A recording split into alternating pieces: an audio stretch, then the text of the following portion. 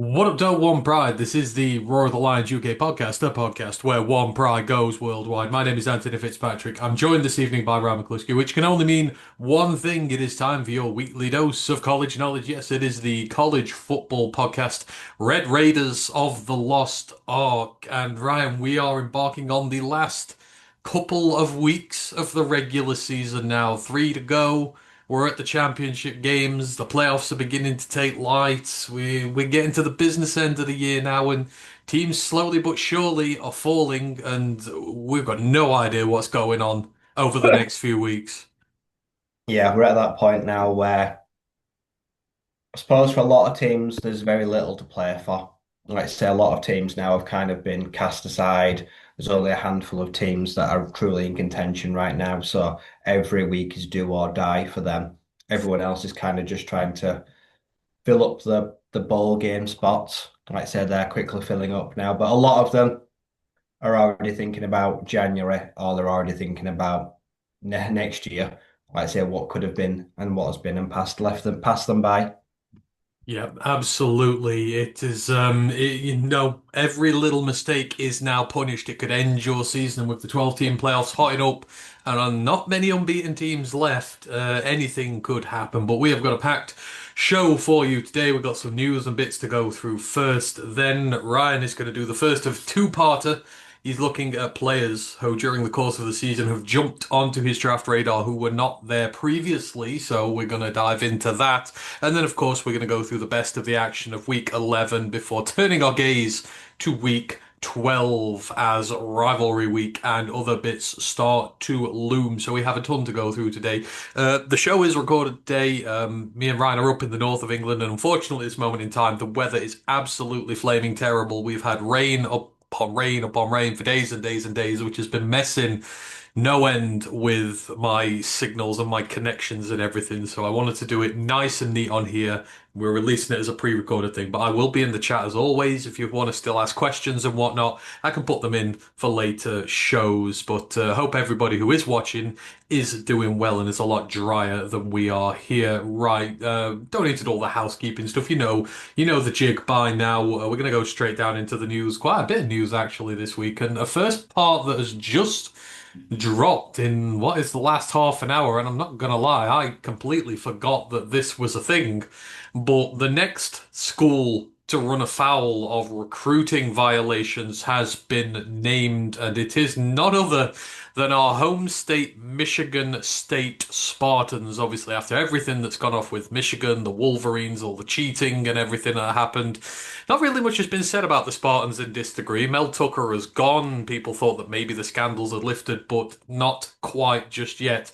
They have been placed on 3 years of probation by the NCAA for violations during Mel Tucker's tenure as coach. And there is a whole laundry list of sanctions they're going to have as a result of this. Most importantly, 3 years on probation. There is going to be a financial penalty of $30,000 plus 1.5% of the budget for the football program, which is going to be significantly higher than that $30,000. We're going to have restrictions on official visits, unofficial visits, recruiting communication, recruiting person days, off-campus recruiting contacts, and evaluations over this 3 year probationary period.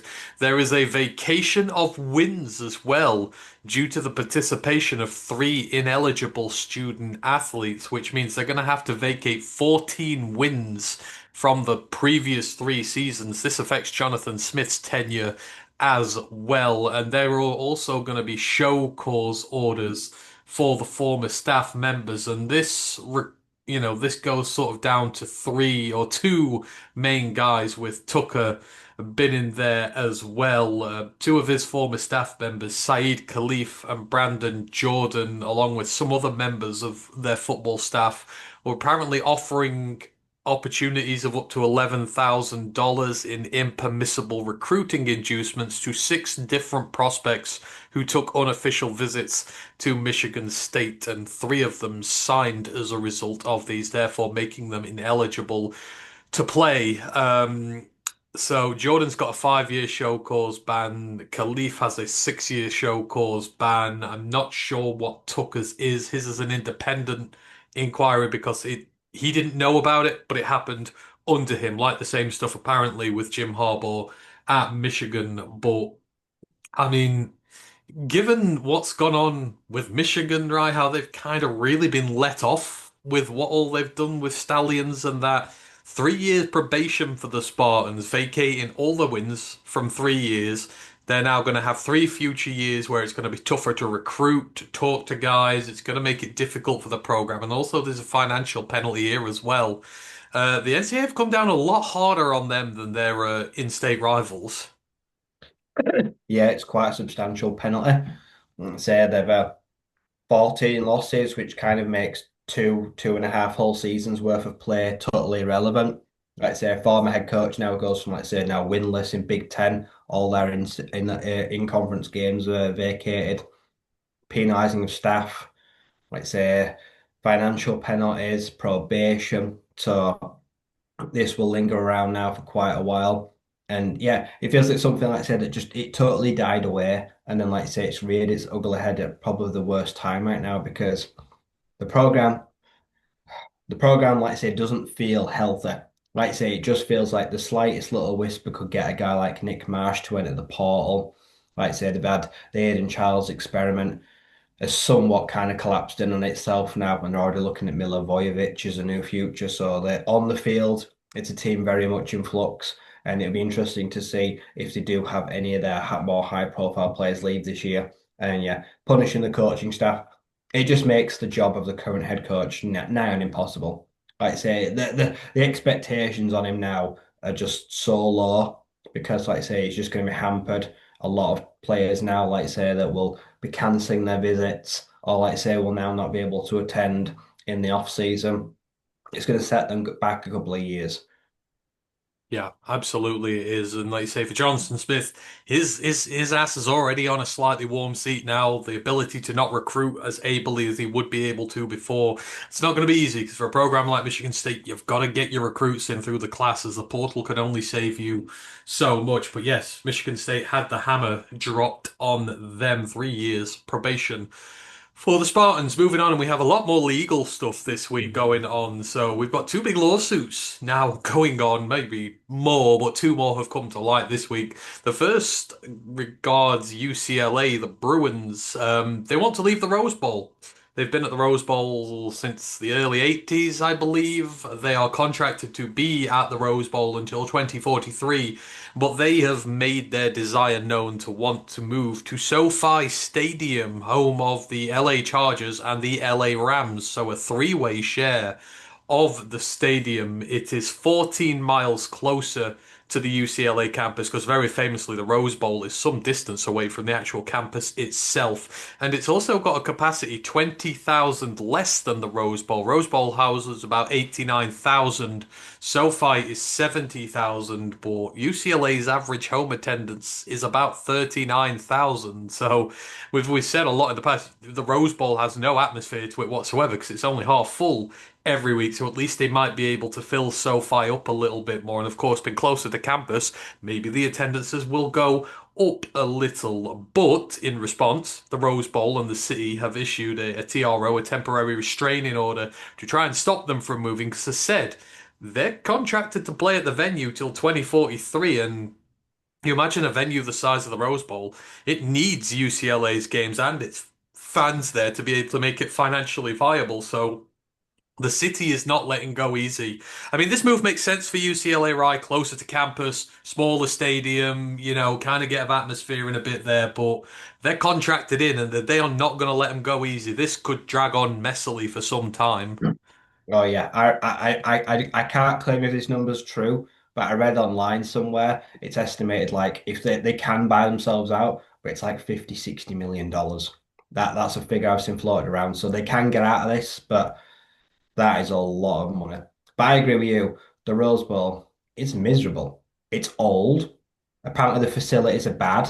Like say the high end seats are like say all in like say poor condition. As you say, it's 26 miles from campus. That's that's it. That's further than the next city over from me right now. Like I say, that is miles away for the students that don't drive or like say to tailgate. That's Mm, impossible. Like I say, that just makes like I say it just turns a lot of people away. So I agree. Brand new facility, indoors, great concourses, good food options, good drink options, and half the distance. Makes total sense for me. They still won't fill it. It will still look empty, but at least indoors, you'll get some sort of atmosphere. Like I say, because I know they don't have a proper roof. It's like a mesh or a membrane, but it'll keep some sound in. So I think as well, away fans, like I say, will much rather go to SoFi than oh go no. sit out there. One, there's no shade at the Rose Bowl. Like I say, when it gets hot and there's no protection. Like I said, sand, the conditions, like I say, for me, yeah, everything just makes sense. Like I say, it's just going to be if they're going to willing to swallow or bite the bullet and pay whatever they want to make this go away. But yeah, I think long term, I think it's a better plan. Like I say, if Abs they do leave, like I said, there will be no one at the Rose Bowl. It will not be occupied by any sports. It feels like a historic stadium, like I say, could be on the verge of collapse because no one's going to take it up. No one's going to want it. no, no, like 90,000 venue for what? Like it's just not gonna. Exactly. Not Like I that. said, what was the last? It had the Olympics when, in what decade? What was the last Yeah, time good yeah, football or good yeah. sports were played at the Rose Bowl? I guess they'll have concerts and stuff, but you Yeah. know that those having sort of 6, 7 UCLA games a year will give it a lot of money that Like it so teams needs. like But Mercedes-Benz and that, it's never going to get a college football championship because no, they're using NFL stadiums. yeah, So exactly, yeah. It feels exactly. like the end is nigh for the Rose Bowl. Yeah, I know you get the playoff, the Rose Bowl, but Yeah. that's one game a year, and you know Everyone it's there will be a neutral. yeah, exactly. So it's not exactly the best thing, but for UCL, it's probably the right move. But yeah, Yeah. this is probably going to drag on a lot. And the other lawsuit that's going on currently, the new one, the CUSA, they are suing Louisiana Tech over its move to the Sun Belt. Obviously, conference realignment is happening all the time now. Conferences are moving all over. The CUSA has been hit very hard. It had that mass rash of departures to the Sun Belt a few years ago when Old Dominion and Marshall and all those teams carried across. And now obviously it's just lost Louisiana Tech because they're replacing Texas State next year. So that's their replacement. But they're, saying the conference themselves are saying that Louisiana Tech withheld documentation concealing just how long this move had been getting negotiated. So per CUSA rules, they need 14 months of notice so that you can leave, essentially. So obviously, it was done just before the season started. Obviously, the 14 months will pass, they will go there. That is fine. However, the move was made very quickly. It was in about 3 weeks of Texas State leaving or whatever that this move was done. And by this point, Louisiana Tech had accessed the money that the CUSA were going to give them this year. It's something like $5 million, the payout to all the teams in the CUSA to stay there. But as part of the rules of moving, you are not allowed to access that money for the last 2 seasons you're in the conference, or the last 2 years, essentially. The last year in conference and the last year you're still officially part of it, but you moved. Louisiana Tech have been paid that money this year, and they're going to move next year. So they've officially that's what the CUSA is saying. They've broken the rules. They're leaving. Obviously, they want their money back. Louisiana Tech are saying it's all hocus pocus, here de doo dah. But you're going to see more of this, right? The conferences and the teams arguing. Obviously, ACC had it with Clemson and Florida State earlier this year. It just gets really nasty and ugly, this stuff. But yeah, it appears that Tech have taken their cake and eaten it and are now going to run off with that CUSA money, according to them. Obviously, it might change, but this is still the nasty world of realignment that we are in now. Yeah. Sounds like CUSA are crying over spilt milk because they're now a bit of an afterthought and they're losing teams at a rapid response. And they're just gonna I suppose they're going to hurt them the only way they can, hopefully in their wallet. This will only end up in some sort of hush money payoff to make it all go away. I say LA Tech have, if they've been unscrupulous, if they've known about the move and agreed and signed the papers well before the time, then yeah, they probably will end up having to pay for it. If they've been, like, say, deceived them, how long knew they were going to move, like I said before, they just let them know at the last minute, then that probably will rub the conference up the wrong way. But yeah, this kind of just feels like another tit for tat move. Like I say, we're going to see it in recent years where teams leave and then suddenly they're like, oh, well, actually, you owe us more money because you left us high and dry. So yeah, it's going to be a lot of point scoring, especially with conference realignment going forward. Yeah, a lot of he said, she said, but yeah, Tech are in the doghouse right now. Right, moving on. Playoffs. Updated scenarios so far in the FCS playoffs. Not a lot has been decided so far. There are only two games left in the Well, FCS slate now, and there are two auto bids secured currently. North Dakota State in the Missouri Valley Football Conference. They beat their rivals North Dakota this weekend, just gone, only just, surprisingly. And then Mercer have got theirs in the SoCon, but only two auto bids secured. All of the nine are up at the moment. The three teams we mentioned last week, Harvard, Lehigh, and Tennessee Tech, they all won again this week, so they're all still knocking around up there. Tennessee Tech 10-0 for the first time in the school's history ever. They have never done it before, and Harvard, why am I calling him Harvard? Harvard, still on course to be the first Ivy League prospect there, but there's a lot of close conferences in the FCS this year, right? Normally you'd have a few more probably bids wrapped up by now, but apparently not. yeah, it doesn't help that four of the top 20 after the first playoff rankings all lost this weekend. Like I say, a huge upset for the Jackrabbits. Like I say, they fell. So yeah, I mean, with some of them have got three conference games left, some of them have got two left. So right now they're not on a level playing field, but a lot of teams can make a can go a long way to wrapping up a spot this weekend. A lot of teams that were comfortable last week and now very much on the outside looking in. And like I say, one more loss is really gonna knock some of them out. So yeah, we're heading to some final week deciders for those bids. Like I say, the committee is gonna have a very interesting job filling in those at large. They're gonna have to compare a lot of like say common opponents, I feel like. I mean, it kind of just feels right now that it is North Dakota State versus everybody else. They seem by far and Yes, away the pretty best much. I team. know they were sloppy this week and they got pretty lucky, but the rest of the season is them against the world. Who's You standing don't want to out? be, you do not Who's want to be on that half of the bracket. No, absolutely not. I mean, I don't know. Is there any team in there you think could stand up to them? Is there anyone you've seen who does look capable of it? Because every time, everyone who's stepped up to him, even SDSU, just been rolled aside. Who would you? Montana. This feels like if the Grizz are going to do it and get back, it's going to be this year.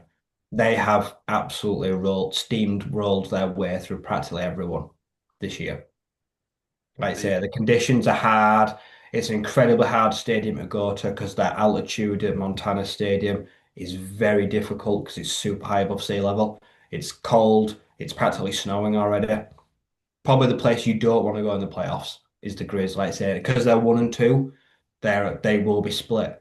So they will end up on different sides of the bracket. So yeah, that would be a great championship game.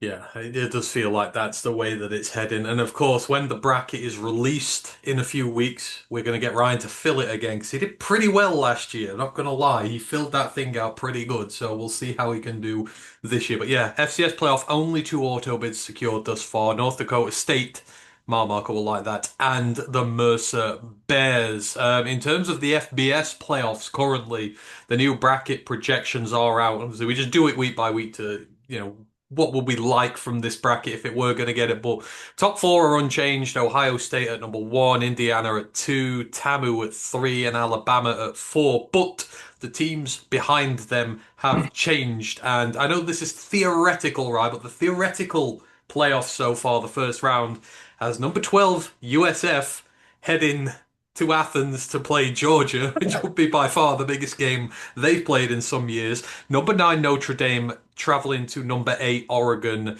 Number 11 Miami of Florida heading to number 6 Texas Tech. And then number 10 Texas heading to number 7 Ole Miss. I don't know about you, but there are some real doozies in there. I would love to see Notre Dame, Oregon, and probably Texas on the road at Ole Miss, because Ole Miss are going to need to shake that and win there. But if that was the way it would end up theoretically from here, I would quite enjoy that set of playoffs.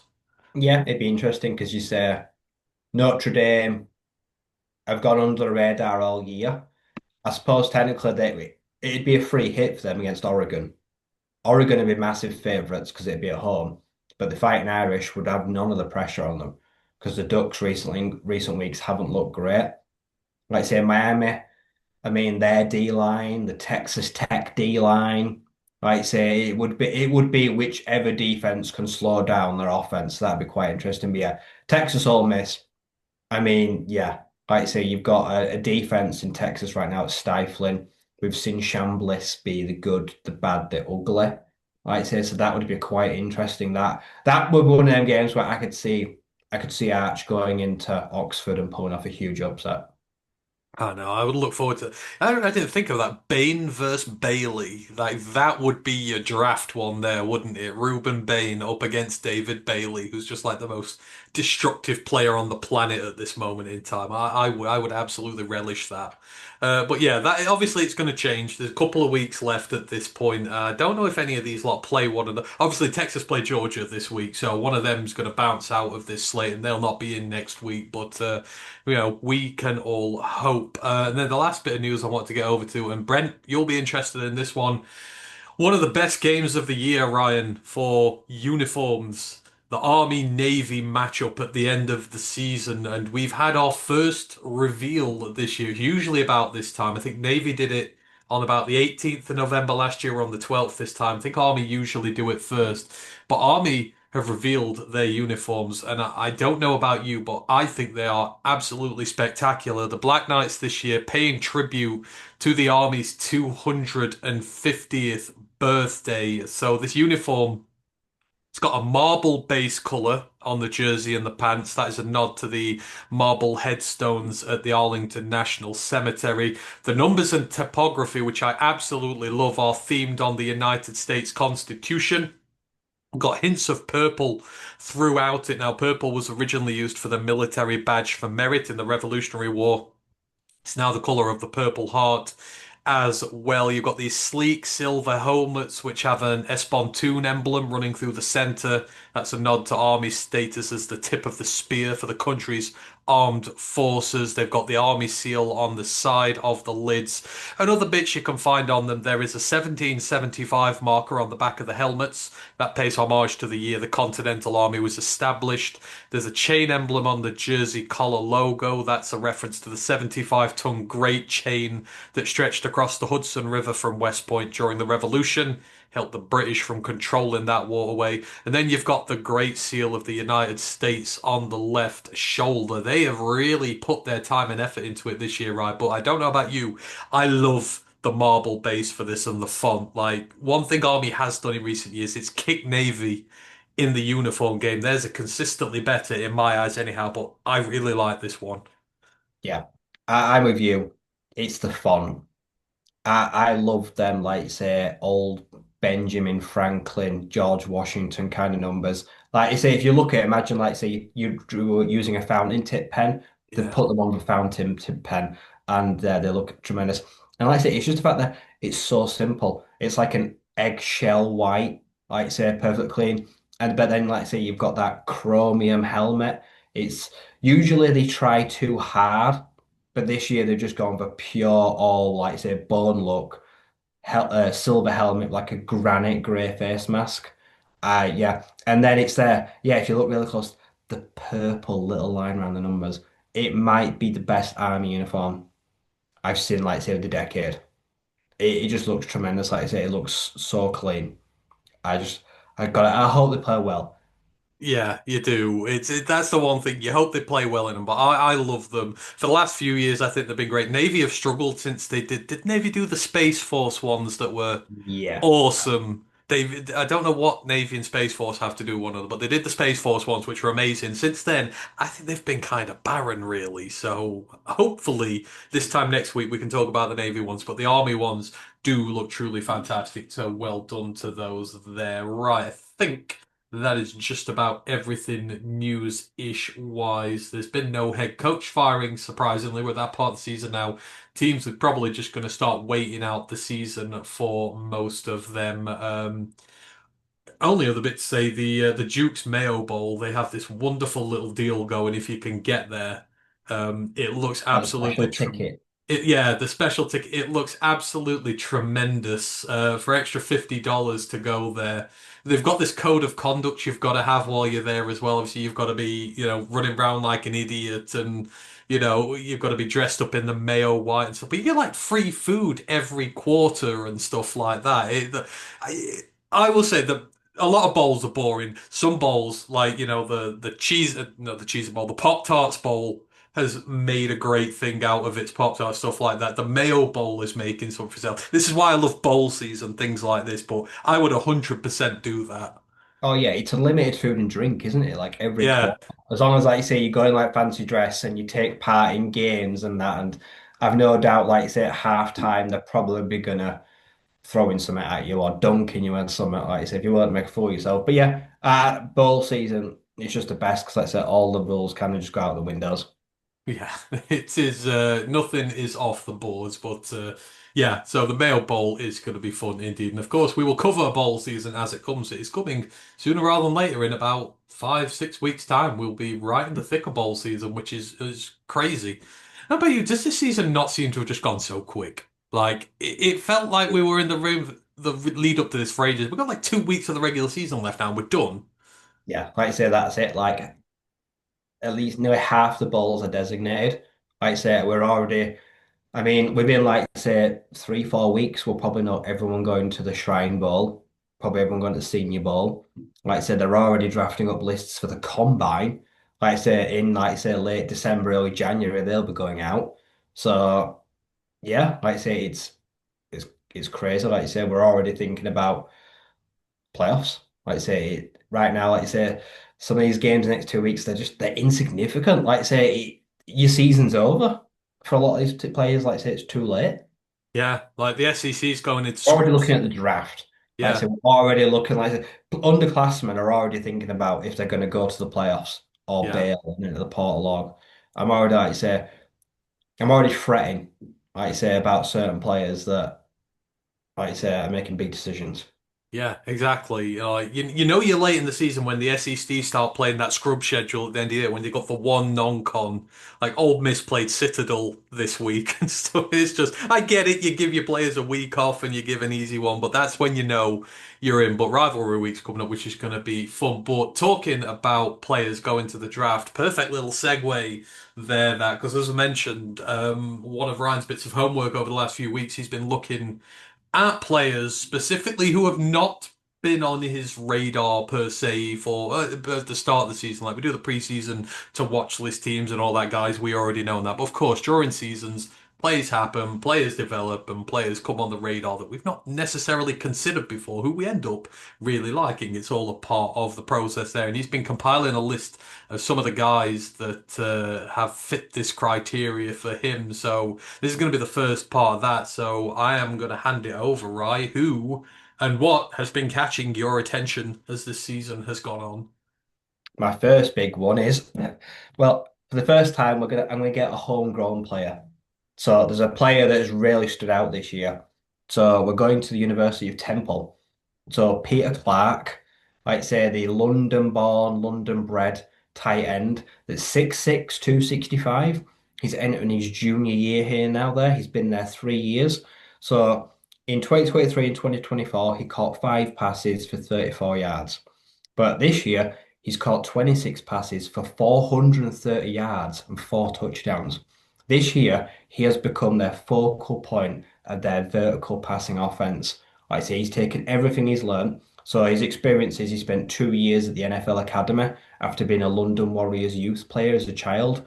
He spent 2 years, like I say, there working with the best coaches in Europe. He was a fullback, a tight end, and receiver while he was filling out at 6'4", 6'5", 6'6". Like I say, he got a couple of offers. Like I say, he got plenty of D1 interest, committed to Temple. Like I said, there from a freshman, sophomore, now in a junior year. He's absolutely flourished this year. Like I say, his longest reception on the year is 50 yards already. Like I say, he's going at 16.7 yards per catch this season. And yeah, he's blown all the numbers out of the water this year. He's really proved that. I mean, a lot of kids go and make it, like I say, out of Europe and the UK, but they don't prove that they belong. But like I say, this isn't a small school. Like I say, the Temple Owls are a big historic D1 franchise, and he has had to wait. He's had to bide his time, like I say, on the depth chart, or just not being trusted to get the ball. But this year, having a breakout year.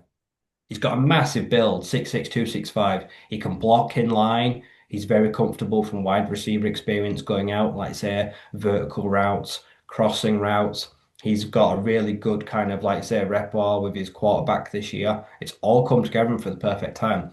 And in recent years, we've seen, like say, you've seen Loveland, you've seen Tyler Warren, you've seen some like say in the last 2 or 3 years, a couple like say top 50, top £100 draft picks. This year for me, tight end dead is class. I mean, no, tight end class is dead. I don't think this is the next good.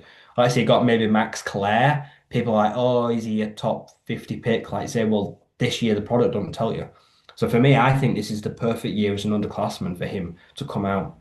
Like I say, he may just get that grade that says you're going to go on day two, early day three. Like I say, when other rounds where other years where he might have struggled. But I think he'll easily snap up, like say, a Shrine Bowl invite. I mean, just the fact he's British probably gets him to the combine because people will be intrigued by his background playing up, like say how it's translated to the NFL. But they're going to want to see him because he's got a huge build. The guy is a massive kid. And I think this is the perfect storm for seeing him, like say, do a really good job at potentially, like say, he at least landing on a practice squad, if not getting multiple camp workouts next year in the NFL. So yeah, we've not seen a lot of guys stick it out, the IPP guys that come straight into the pro level at tight end, but this guy's done it a long way. Like say, if he returns, like say, it can stack another good year at Temple. But I say the numbers have jumped off the page this year. It's probably a chance for him to speak to those guys, like say get a grade. But yeah, he's now eligible. Put together a huge year for him, and yeah, we could be looking at the true first offensive weapon since the that sprinter that tried to be the rugby player tried to be a running back. But no one's cracked it. This kid could be the first guy that cracks it as a real British guy, like I say, at position, skill positions. Yeah, like I say, it's going to be good to see how strong he ends the year now. And then he's going to have a big decision to make, I think, come the end of this season. Oh God, yeah. I think it's good to see these British guys Yeah. The sufficing NFL there, but Academy is doing wonders. I saw today that one of their linebackers has just visited UCLA.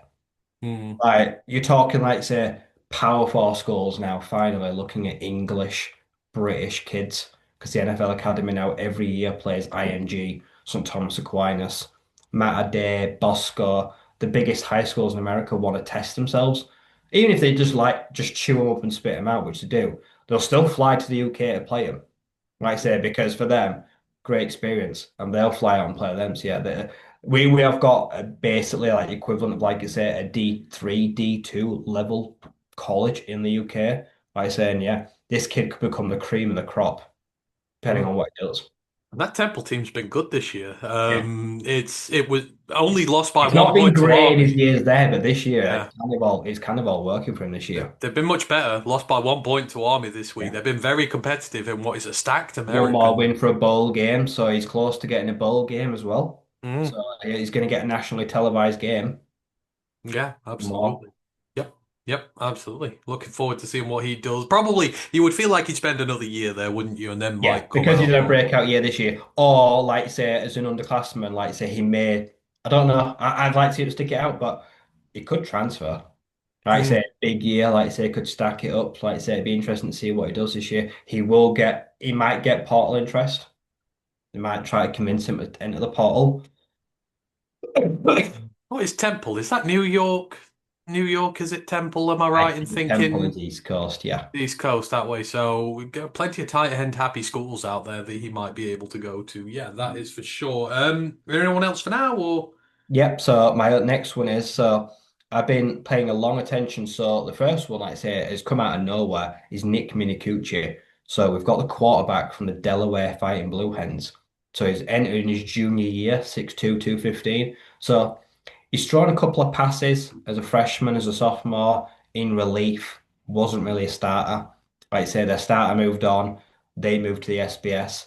And yeah, it's he's got the job for the first time and they've moved up to the big leagues and it could not have gone any better for him whatever so far. He's completed 234 of 379 passes for 61 completion percentage, 2,725 yards. He's a top like 20 quarterback passing in the country. 17 touchdowns to just 6 interceptions on the year. And he's rushed for 8 scores and grounds. So his touchdown ratio to interception is very good, all aspects. He's strong, he's big, like say they're also 5-4 right now. So he has got them, like say, as another surprise package that have come up straight away into the CUSA that is very feisty, and they're already laying down the foundations for next year. So this guy, like say, already eligible, like say as a junior, he's another kid that it wouldn't make sense for him to transfer. Like say, because he's got another year like senior, he could really do some heavy lifting next year in the CUSA with Delaware. But a guy that has had such a glow up year, like I say, despite not seeing much playtime at FCS, that he's immediately had a big impact for the FBS. Be interesting to see what he does do this year. But I think next year, I think it probably makes sense for him to return and then look at, say, the 2027 class. But I've seen, like I say, I've watched a lot of highlights this year. He plays with a strong arm. He's accurate. Like I say, he's got some good zip on it. He's got a good deep ball down there. But this year, he's kind of like, say, in 2 years before this, he had 75 carries total. This year, he's already carried the 80 times the ball just this year alone. He has finally learned to trust himself. His physical body, 6'2", 215. He's not afraid from contact. He's a good slider, but he's also not afraid to fight for extra yardage. I see him having a great year through the air and on the ground. And yeah, he's one of the surprise players of the country this year. Like I said, to come up to the big leagues and then, like I say, prove straight away you belong. I think this time next year could be very interesting, like say, as a potential, like say, UDFA priority day three kind of flyer kid. So yeah, he'll have the option as a junior, but he'll probably want more tape. And if I think I was him, I'd have more tape as well. But yeah, I think Delaware are a big team to watch next year. Like I said, to try click on to 7, 8, 9 wins. We've seen a lot of teams do it in recent years, stack those big seasons coming up. That's if they can keep hold of him, I guess. If you've got That's a the first thing, year yeah. Like you starter say, like if that, someone's realised this kid, oh my God, oh, he's not bad actually, is he? Like say, the big group of five teams come calling, he may well take his senior year somewhere else. It'll come out of loyalty. yeah, or someone like a Washington State would come in like it did for Cam Ward all those years ago at Yeah. Incarnate Word. Big passer, big I think he's arm, going to put a air lot of raid tape out there. offense. I would be him. I would be angling for a big time transfer. Yeah, because if you had 2 years, obviously you're not used the eligibility, but you're getting older, so you want to get up there quicker, don't you? So you Yeah. can elevate your draft This is stock. the But platform, like say, I think now, I don't think he can do much more at Delaware next year. They're already punching above their weight. both teams are. The Missouri State beat Liberty the other day. Like, what the hell's that? Both of these have come up, and we wondered how they do, and they've both been fantastic. God knows what they've got going there at Missouri State, but they look like a bona fide CUSA contender in year one. But I agree with you, Minucci is so surprising. I mean, even then when they lost to Liberty, still put about 35 up on Liberty, didn't they, when they lost to them? So it's not an offensive problem really they've got there. It's a defense, but you would expect that. But yeah, two great prospects. Are there anyone else on your list for now? Yeah, I've got well, I've got another player. If in 2023 he was a redshirt freshman, last year he was a freshman. He's listed as a sophomore this year, but he's in year three. So he'd be a redshirt sophomore, would he not? Yeah. This year. I think he'd be a redshirt sophomore. So like say, I mean next year he'd be like say redshirt junior. How many years have been a starter? Is it 2 years starting? 2 years of starting in So redshirt yeah, as a you're a freshman. redshirt sophomore this year. He'd be Yeah, a so this guy, like I say, I think in next year's cycle will be the big one. This is the guy that's probably impressed me the most this year on defensive side of the ball. So it's John Curry. So the oh, linebacker safety out of Texas Tech. So he's in his third year now, 6'2", 235. So yeah, this kid's got a style. Like I say, he was born in Lubbock. So that's where Texas Tech actual program is. So and apparently he said as a kid, his dream is to go to school and be a Red Raider and play football for them. His parents both went to Texas Tech. His dad played football. His mum also played sports. His granddad won 2 Super Bowls. Like I say, with the Broncos and the 49ers. So he has got football through in his veins. And like I say, he was meant to go to Texas Tech. Left high school as a three-star linebacker, call it 24/7 Rivals.com. But this year, like say, he's just got an all breakout. There's a reason why they're 9-1. You got, like say, Jacob Rodriguez gets all the love, but this guy's having a huge year. 52 tackles, 3 passes defended, and 2 fumble recoveries already as a full-time starter of that inside linebacker role. But this year, he's moving around. So I don't know what Texas Tech call it, the nickel, the rover, the bandit, but this guy's playing a lot of strong safety. And that's where I've seen a lot of his tape coming down, like say, where next to Cole Wisniewski, they're kind of forming this kind of like rotating tandem where one comes down, plays linebacker, but he's a very versatile guy. He's been absolutely fantastic in coverage this year. He's a thumper. Like I say, he comes down hard, made some big plays against Arizona State. There's a reason, like I say, that he's properly flashed as one of the next big things in the Big 12. He's very much trusted. He committed to the program as soon as Joey Maguire took over. He knew he had to be there and he wanted him. Yeah, Jacob Rodriguez, one of the best linebackers in the country this year, could win a lot of awards at the end. He's going to the draft. His days are over, but like I say, he's going to be a great pick and I love him. But who's going to pick up the slack? Curry's going to step straight into that role, probably get the green dot by the play caller next year. Like I say, he's an elite special teams guy as well. He's really made his impact felt on kick and quick coverage. So this guy is a do-it-all kind of guy.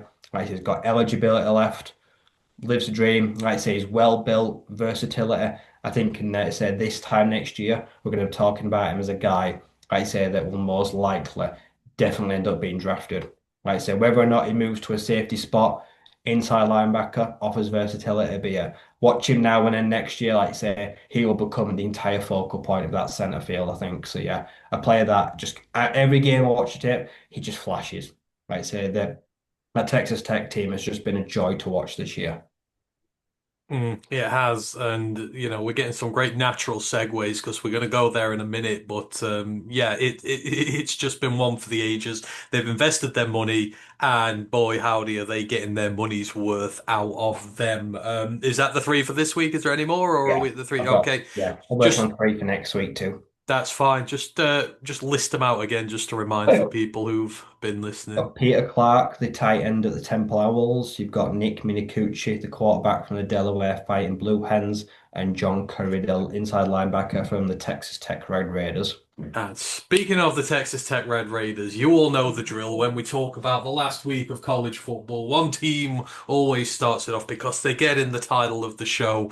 This week it is called the Red Raiders of the Lost Ark. So, of course, we're going to be talking about the Texas Tech Red Raiders. There was a huge battle in the Big 12 this week between number 8 and number 9, one of the last four undefeated teams in the country, the BYU Cougars, traveling to Lubbock to play the formidable Texas Tech Red Raiders. It was, of course, in our pick watch. We wondered what was going to happen in this. That absolutely fierce defense fronted by Texas Tech against the young true freshman bareback by who has surpassed everybody's expectations this year with this BYU team. They came into this unbeaten. They've won Holy War. They've won everything the Big 12 has had to throw at them. But this by far was going to be the biggest test of their credentials on the road. Would they be able to keep Bear upright and get offense going enough to win this game?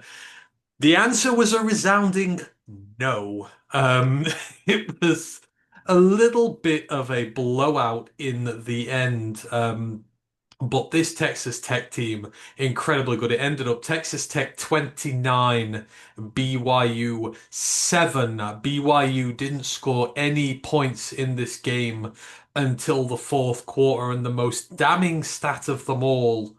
I can't remember the exact number. I believe BYU ran 9 plays in opposition territory all game. It may even have been less than that. I'm just trying to find the tweet that I put up in regards to it. It was either 9 or it was 7.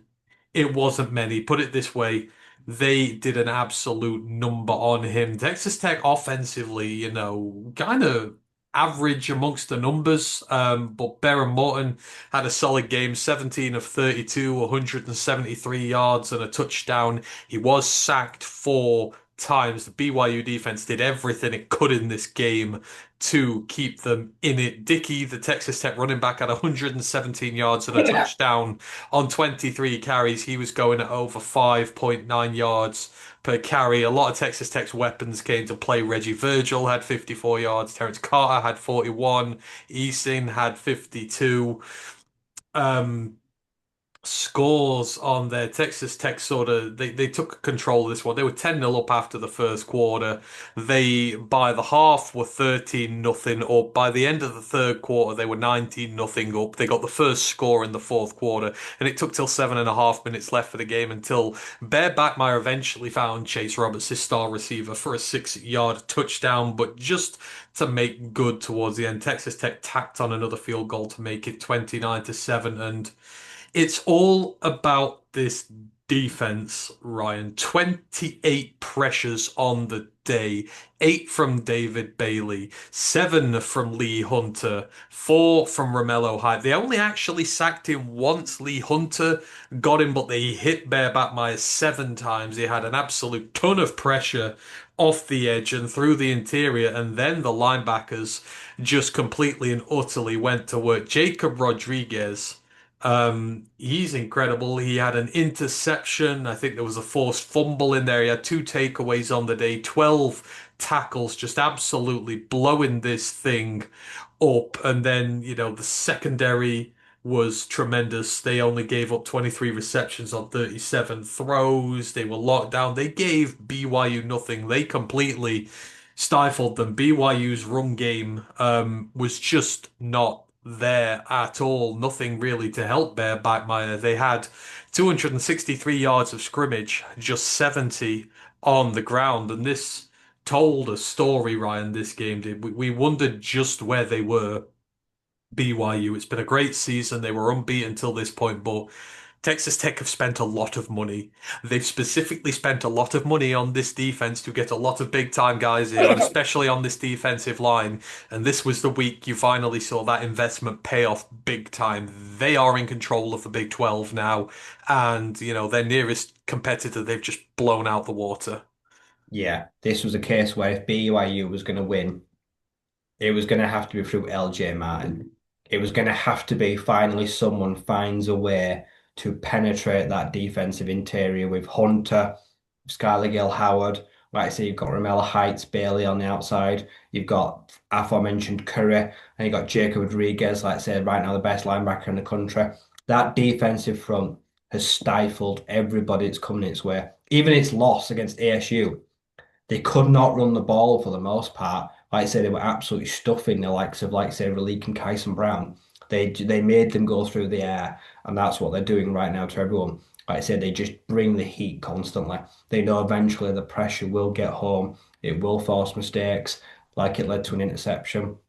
But they just wear you down, like saying they really do take away and make yeah, if they make a team like you potentially one-dimensional as they did, where Backmeyer thrown forced to throw 38 times, they knew eventually in the end it was going to be a game they'd win. So for them, their game plan worked perfectly. And like I say, on the other side, Cameron Dickey had a great game. Williams chipped in. I mean, they did a really good job of being a fairly balanced offense. Martin didn't have his most accurate day, but he also didn't put the ball in harm's way. There were no real mistakes from him on his end. So yeah, in the end, it was a defensive tussle. And when the bow did break, team BYU just ran out of steam. They had no answers left, especially like I say when it got into that third and fourth quarter. Like I say, their run game was just completely out of juice, and I feel for Bear, yeah, he was kind of just hung out to dry in the end, wasn't there, really? There really wasn't a lot he could do apart from try to be Superman. But yeah, a commanding offense. And yeah, the Big 12 title game clearly goes through Lubbock. We've seen now everybody that could test them, could challenge them, and nobody's lived up to it. Like I say, you could give 'em- I don't know, I wouldn't fancy anyone in the title game to beat Texas Tech right now. Not now Baron Morton's back to full health. No, and they're sporting They an stayed remarkably healthy of Texas Tech as well. Skylar Gill Howard did pick up an injury, but like I said, the rest of that defensive line, there was no slack to pick up. Like I said, they haven't had many notable guys go down. No, they haven't indeed. And you can tell where this game was lost and won. But BYU went into this game. They were third in the nation in turnover margin. They were plus 1.25 turnovers a game, so 1.25 turnovers advantage. They lost 2 fumbles, they threw an interception, and they muffed a punt in this one. 4 turnovers in one game, which is just, no good there. They went in averaging 36 points and 434 yards per game. And as I say, they came away with 270 yards. They came away with 7 points. The special teams was rough. They had missed field goals. They had the muffed punt. They had a shanked 19-yard punt as well. Especially a tough day for LJ Martin. You said, right, 35 yards on 10 carries. Not many people know he was committed to play for Texas Tech initially when his career started, and he flipped at the last moment and went to BYU. I think there will be a few Red Raiders on that team who will have enjoyed what they did to him, but turnovers, a team that's with a true freshman quarterback. It happens in these games. They're not quite ready just yet, and that's ultimately what happened here. Yeah, naivety, bit of inexperience. Like I say, they'll bounce back from this. They'll learn from this. Their offense was just sloppy. And if you give a team like Texas Tech any encouragement, any short yardage, yeah, they'll make you pay for it. Like I said, they've got a lot of guys that they've experienced. Like I say, Big 12 now is very interesting because, like I say, in the regular season, there's one important game left in all of it. It's BYU Cincinnati. Like I said, that game will determine who is going to play Texas Tech, I Yeah, think. yeah. Oh, yeah. Houston can, yeah. I mean, Houston are the real benefactor of the BYU loss because at 5-2, even with two losses, Houston are still firmly in the race because they know BYU or Cincinnati, one of them has to have two losses after they meet. So yeah, it's a three-way tie for one spot, and it's gonna be very interesting to see how it plays out now. Oh, absolutely it is. And as we mentioned, it's this Texas Tech defense which is doing this damage, and the stars that they paid to play this year are delivering, right? David, Wisniewski, the transfer from NDSU that won back-to-back titles, the free safety, yeah, he's fantastic. yeah. He's making big plays all year. Another guy to watch for the draft because he's come up to the highest level and he's going to be playing in the playoffs. He's going from an FCS title game to a potential FBS national championship game if they make a run. Like that is quite a leap, and he does not look out of place at all. Am I right in thinking he's got a brother called Mitch? Is there a Mitch Wisniewski in There's there, a a punter in punter? the NFL, Mitch Wisniewski. Is that a Okay, familiar? he's probably old enough to, he could be an older brother. I don't Is that a know. familial tie? Because every time I hear the name, I think punter. I'm like, it's not a safety, it's a punter. But anyhow, I mentioned the stars on Texas's defense as well. David Bailey, 66 pressures this year, 12 sacks, 16 quarterback hits, 39 hurries. He's got 21 tackles, a forced fumble. I mean, they paid him the absolute world. And yes, he's undersized, but like he's got to be a round one pick by now, surely, right? Oh yeah, no way he's not. I've seen top 10, top 15, top 20. Like I say, Yeah. he's on what, 6'2", Yeah. 6'2", Six 230, three, 6'3", 6'3", 250. 230, Two, 240. he's moving towards 250. Weights up a bit. I think he's well built. That's the same build as Mike Green. Hmm. Like I say, and it didn't put anyone off taking him. Yeah. If David Bailey's somehow there in the late 20s, I know what I'm doing from Brad Holmes. Oh yeah, absolutely. I'm giving it If up. I'm going to get him. yeah, if he's there, absolutely. And then obviously his interior running mate there, Lee Hunter is having a fantastic Yeah. season. He's Another graded big it. time addition. Like I say, he don't get a lot of love because he don't get a lot of sacks, but He's he's been he's very important this year. he's doubled his career sack tally this year. He's got three. He only had three in his previous 3 years. He's got three this year. Generates a lot of Um, pressure interior though, like I said, don't he? He's very good in the run game yeah. too. 24, he's about to break his career pressure amounts in the season. He's still got a long way to go. He had seven against BYU in this. They just could not deal with him on that interior. But Lee Hunter's proven to be, he might be one of the best D tackles. 6'4", 330, but moves like he's about 280. Like, he's that good. There's a reason they paid the world for him there. But the guy everyone's talking about, right, who's threatening to break every single record in existence right now when it comes to linebackers. Jacob Rodriguez has got 93.5 on PFF right now. He's got one sack on the year. He's not your full-fledged linebacker. He doesn't blitz a lot, just four pressures, but 89 tackles, two Multiple batted hits. passes, 50 run stops, 7 forced fumbles, which leads the FBS by some margin, 3 interceptions, 3 pass breakups. I mean, there's just nothing he got. Missed tackle rating of 14%, which for a linebacker is not too bad. But I mean, 6'1", 235, perfect build for a good middle linebacker, but he is going to be the cream of everyone's crop. When the combine comes around and all that, they're all going to fall in love with him very quickly, but he's just having the season of all seasons. Best linebacker season in the FBS, probably by a Yeah. You can distance. give him the award for the best line. Is that the The Chuck Bednarik Butkus. Is it the Butkus? Butkus Award? Yeah, give him it now. Like, he's the best linebacker in the country, and there's no one else to even compare to him right now. Like you say, he is, yeah, combine everything. Like you say, he's the perfect Alex Anzalone replacement. Like you say, he's a dream like linebacker pairing. I mean, you look how. I mean, the only difference between him and Jack Campbell is that Jack Campbell is 6'5" and he's 6'1", but you've still got first round production.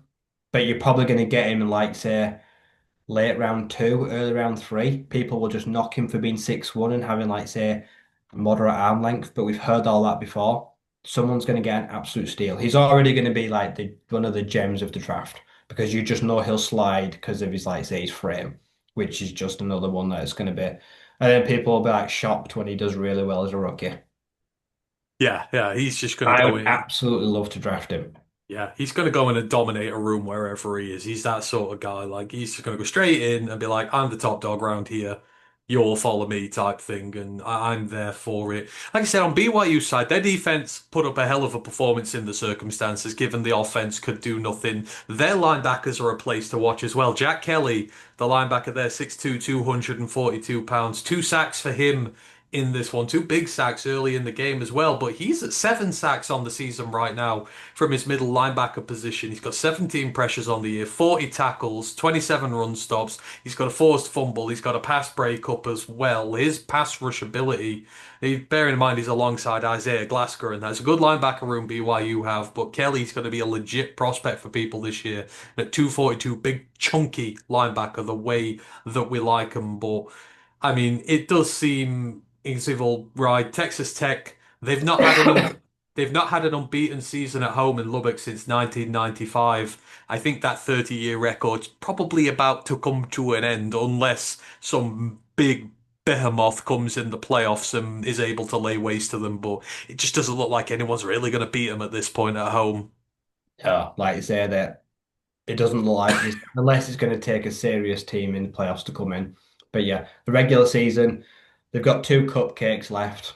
Like you say that you're already thinking about, like you say, Big 12 title. Like I say, I mean technically they only have to win one.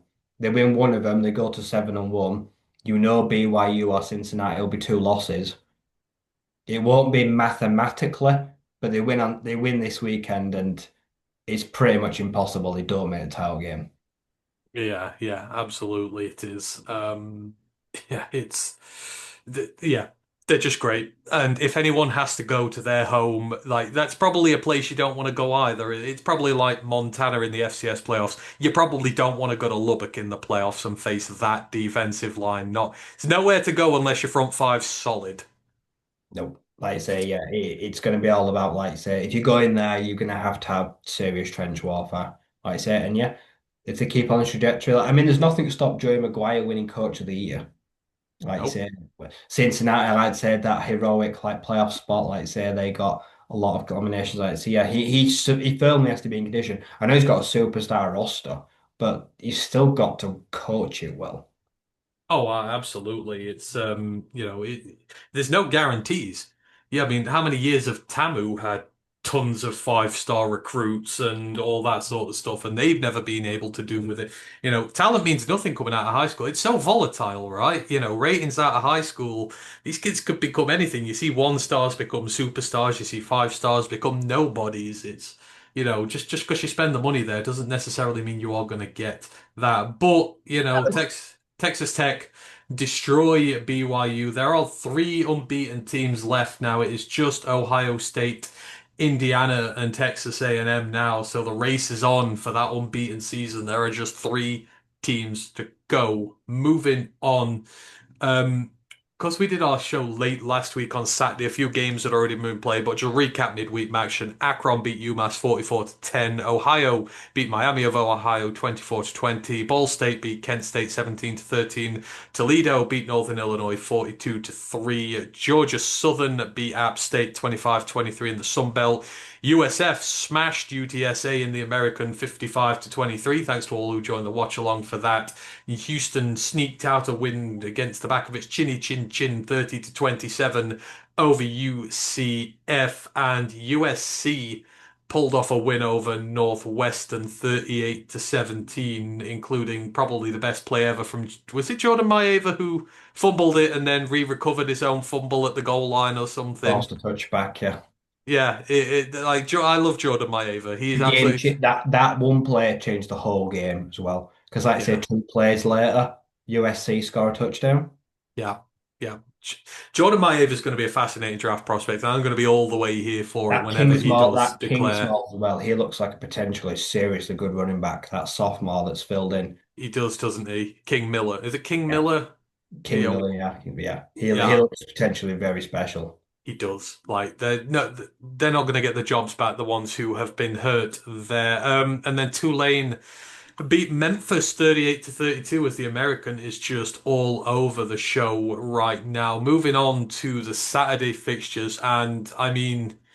We had nearly the upset, one of the upsets of the season in the Big Ten. Indiana on the road in Happy Valley against Penn State. And this is the first time that Indiana's credentials have really been tested this year in terms of them and how far they've gone. Obviously, they've had some great wins over some big teams. They've beaten Oregon. That is a test of their credentials, but you need a test of your credentials when your back is against a wall. And I mean, initially, this game kind of looked dead and buried from a period. They took the lead in this one.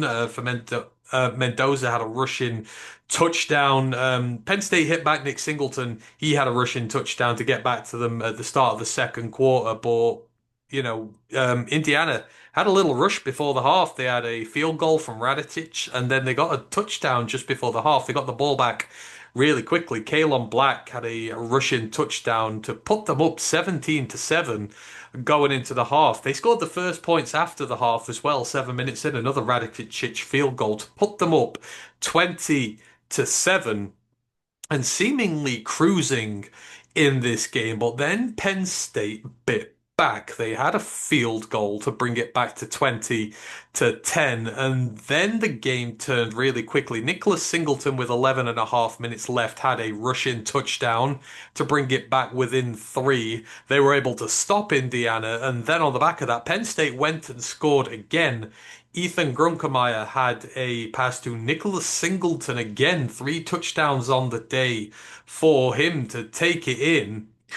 And Indiana were in a lot of trouble. They then coughed up the ball and had to punt it away. And with Singleton in such good form, you wondered, oh my God, is this it for the Hoosiers? However, they restricted Penn State to a six-play, 10-yard drive. It took 2 minutes, took them down to below the 2 minute warning and down four on the road away from home. Fernando Mendoza with the first real test of his credentials as a Heisman candidate and a real test of the spine of this Indiana team. Could they come back and win this game, which they should have won at a canter and had kind of let slip away for them?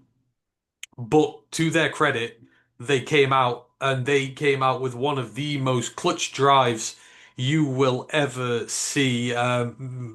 Mendoza had a big early pass to Omar Cooper Jr., then had one to Williams, and then Nowakowski had another deep one.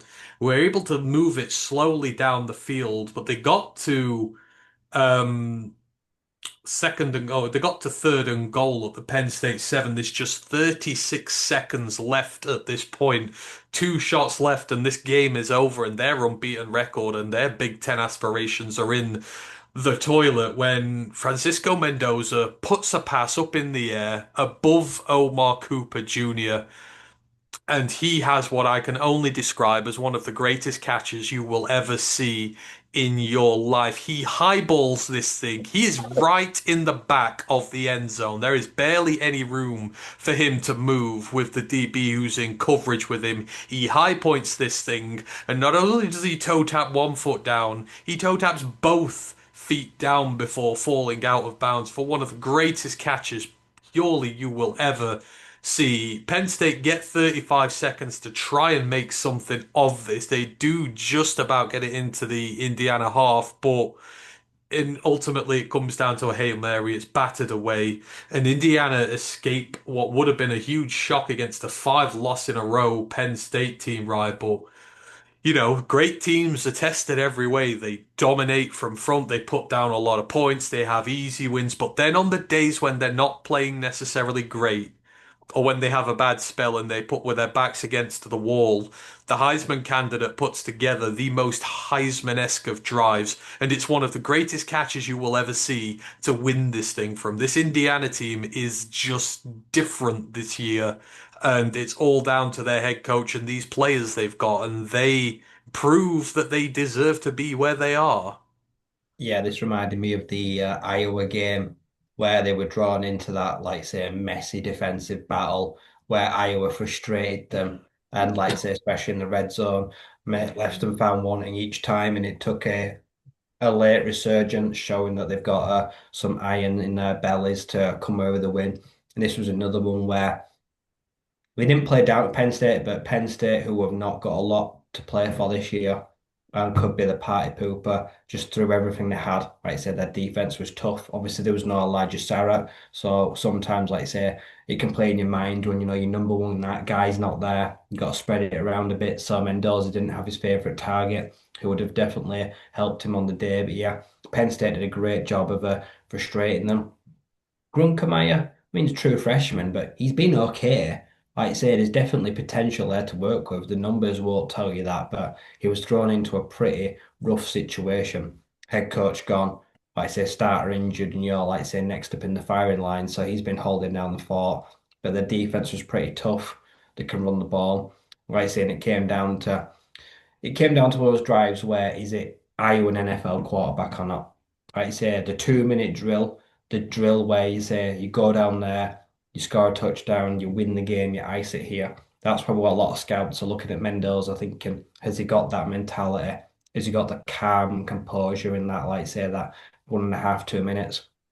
And then, yeah, like say, the throw's questionable. He put it in a situation where he put it in a place that only he could get it, or it goes out of bounds, and that's all you can hope for. And yeah, one of the best catches I've ever seen.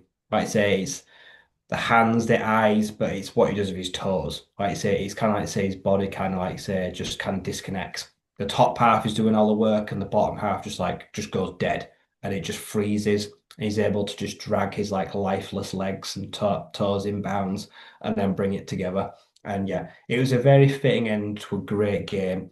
And yeah, that was the last test on their real calendar for me, which tells me the Hoosiers are going undefeated, and they will, yeah, like I say, unless a dramatic something very oddly goes wrong or serious, that was the benchmark, and now I'm fully convinced. Yeah, they're steaming into the playoffs at number two ranked, and they should be 12-0.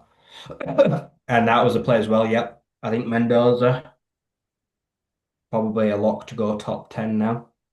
Whether Oh or not yeah. that's because a QB GM like panics and takes him, I think yeah, I think it's be too rich for me, but as all the other QBs in the class have kind of like say fallen away, he has been the one that's the fastest riser, and like say now he's the guy in everyone's lips. So it just goes hand in hand with someone's going to take him dramatically high.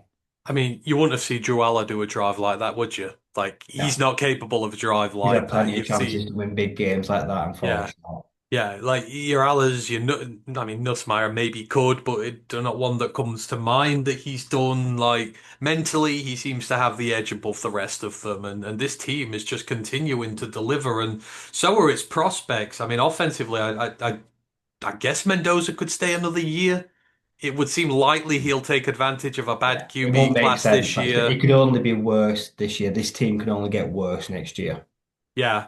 But offensively, you've got big Carter Smith at left tackle. He gave up one pressure in this game. That was it against this fearsome Penn State defensive line, their linebacker core. He continues to probably go under the radar as one of the best left tackles in the entire country right now. A monster season he's having, but it's on this defense, right, where all this talent resides. Tyreek Tucker, the big nose tackle, he's got half a dozen sacks this year already.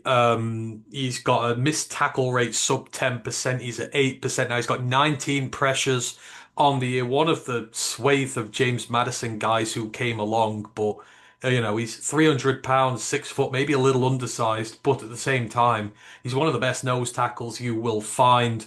You've got Aiden Fisher. We're talking about the best linebackers, right? Aiden Fisher with another pick in this game. I mean, I mentioned him in the off season as someone who might get a little bit of traction this year. He's one of those sort of linebackers in the background, but outside of a Jacob Rodriguez or something like that, probably one of the best kids going. He's got 2 picks, he's got 2 sacks, he's got a whole bunch of tackles, he's got forced fumbles.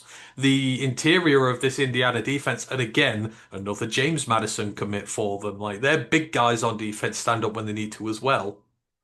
Yeah, this is going to be one of them teams where we're going to see what they're really made of. Because when teams are like victims of their own success like this, like say the draft is going to absolutely just hit them so hard. We're going to see about their pull in the portal and like you say their recruiting class next couple of years. What can you do it again? But they've signified the big bucks, haven't they? Huge Yeah. extension came, like say, just what 4 or 5 weeks ago because they believe that it's got the capability of reloading and doing it again. Like saying that's what they're going to have to do this year. Because like say anyone, like say the top talents, the draft scouts will have been paying massive attention to them. So yeah, it's going to be a very interesting season. Yeah, yeah. All eyes now are on can they do it in a playoff scenario? I say the good chance they're going to play a team potentially that they've already played. Like I say this year, because there'll be plenty of big teams there. But like I say when the pressure's up from this ramped up, can they also perform there and then, or will they get stage fright? So yeah, I'm very intrigued now about Indiana. Like I say, they're practically there. Like I say, there's no real way now. Yeah, Big Ten championship berth. Like I say, it's going to be a historic moment potentially. Absolutely. But like you say, what they're going to lose is absolutely insanely huge on that defense. You're going to lose, as I say, Tyreek Tucker, your nose tackle. He's going to the draft. D'Angelo Pons is going to come to the draft as a Dark first horse, yeah. round pick. Louis Moore, the safety, he's going to come up to the draft. Mikhail Camara, edge play, he's certainly coming to the draft. I think Hosea Wheeler's coming as well. I mean, Aiden Fisher's coming to the draft at this point. You've got some good young ones. Elijah Hardy having a wonderful season at linebacker. He'll take over Fisher's position. He's at half a dozen sacks this year. You've got young Mario Landino, the nose tackle, the sophomore. He's at half a dozen sacks this year already as well. It's incredible how much talent this Indiana defense has. But they are certainly going to get rinsed. You will hear a lot of these names in draft season going forward. But yeah, Indiana showing their credentials, battling back from a very tough situation back out of that. Moving on, we got Georgia 41 to 21 winners over Miss State, and Miss State have been very feisty in recent weeks. They got a couple of wins on the board, threatening some big upsets, but for once, Georgia did not really struggle here, kind of ran them over. Blake Shappen, I believe, got injured, which did not help Miss State either. Obviously, I still don't know what to make of Georgia this year. Right? They're a good stacked team, obviously, but they just feel like they haven't shown the true credentials this year. Obviously, this weekend's the big one against Texas, but routine for them against Miss State this week. Yeah. Like I say, they gave hell to shape and like I say, and eventually would come out with an injury. And like I say, and then when Taylor came in, Camario Taylor, the young man, it was pretty much business. But yeah, I give it to the offense incredibly Frazier. Like I say, Frazier had a massive day. Stockton looked near perfect, but in the end, they're kind of just beating up on a team that, like I say, it was competitive fairly early. Like I say, the first half was well, the first half wasn't great. Like I say, it got later in the end, but all the damage was pretty much done by the half. Like I said, after that, it was kind of just out of half time. It was kind of autopilot from there on. So they ragged on them early, and then they kind of just, yeah, went into cruise control. But yeah, the big ones this weekend, we'll really see what Georgia are made of right now. Yes, we will indeed. Other scores. SMU destroyed Boston College 45 to 13. West Virginia won again, two in a row, Yeah. 29-22 winners over Colorado as their season seems to be turning around. James Madison, Do you think he's in trouble, Dion? Dion, Do yes. you think he'd resign? Do you think his He, pride wouldn't let him be fired? I think that he would take another job somewhere else before he's fired. Yeah, I do. I think he's probably got the goodwill from last season with him still. This year, I mean, they've had to reload. I mean, you bought Caden Salter in. You They should be played every good. quarterback, like say, Yeah, like they're on like their fourth QB. you've got a solid veteran quarterback in there. You got Juju Lewis, who's what Yeah, one of he's the benched him best. now, and he said, "Aren't Yeah, the freshman now will start all the remaining games."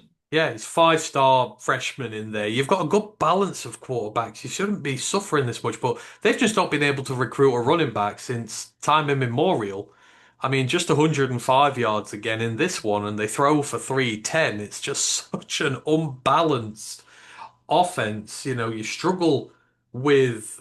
I mean, get this right. West Virginia's havoc rate in this game, 35%. That is 99th percentile. That is basically over one in every three plays was a pressure on the quarterback. 16 tackles for loss, 10 against the pass, 6 against the rush, 8 sacks, 2 forced fumbles. The crazy thing was, West Virginia lost the turnover battle by 2. It was all over the place, but geez Louise, West Virginia have been the worst team in the Big 12 this year, and you've given up 8 sacks, 16 pressures, 35. It's the same problems, right? No offensive line, despite the fact they've got Seaton at left tackle, no running backs, and defense, which is questionable. No running backs. Same No problems year in, receivers. year out. No receivers, like you say. You've lost Will Shepherd, you've lost Lee Jonte Wester, you've lost Travis Hunter. You lost 4 of them last year, didn't you? Jimmy Horn. Yeah, yeah. Horn, all four starting wide receivers gone. They don't use a tight end. Like I say, they didn't replace a running back. They didn't have a running back last year, really, either. No, it's the same problems year in, year out. It has been ever since he took Yeah. over the damn It team. feels like say that the feel good factor's gone there. And I know Dion has pull, but when you see Dion looking dejected, looks like Mm. they're genuinely upset, and like I say, we know his ego. It's rare to see Dion look disappointed or frustrated. He usually doesn't let it hide. He usually hides it better than that. But yeah, it feels like the first good job offer he gets, he's gone. You wonder how much the illness has affected him as well. Like Yeah, I obviously also do wonder, like, say how much right now he's got he in the tank. he's focused. Yeah. Yeah, it does feel like he could do with some time Yeah. away, He doesn't and look then good. no, it feels like he could do with some time away, refocus, come back, kick ass. Because there is a good head coach in there. There's a very good head coach in there. But like I say, when you don't recruit a running back, you don't use I just tight don't feel like he ends. can get Colorado back to where they were. Like say, No, even with like say Shiloh, he yeah, was still a big name. Like say, I know he's had like no NFL interest, but he was still a big player to that franchise. Like I say, yeah. both of them are gone, the Suns are gone, the feel good factor's just gone. And the fans, like I say as well, look like a lot of fans are losing interest very quickly too. Yeah, it's just tough all round for them to see. So we'll have to keep an eye on there. Obviously, West Virginia 2 wins now. Rich Rod's first year has not been good at all.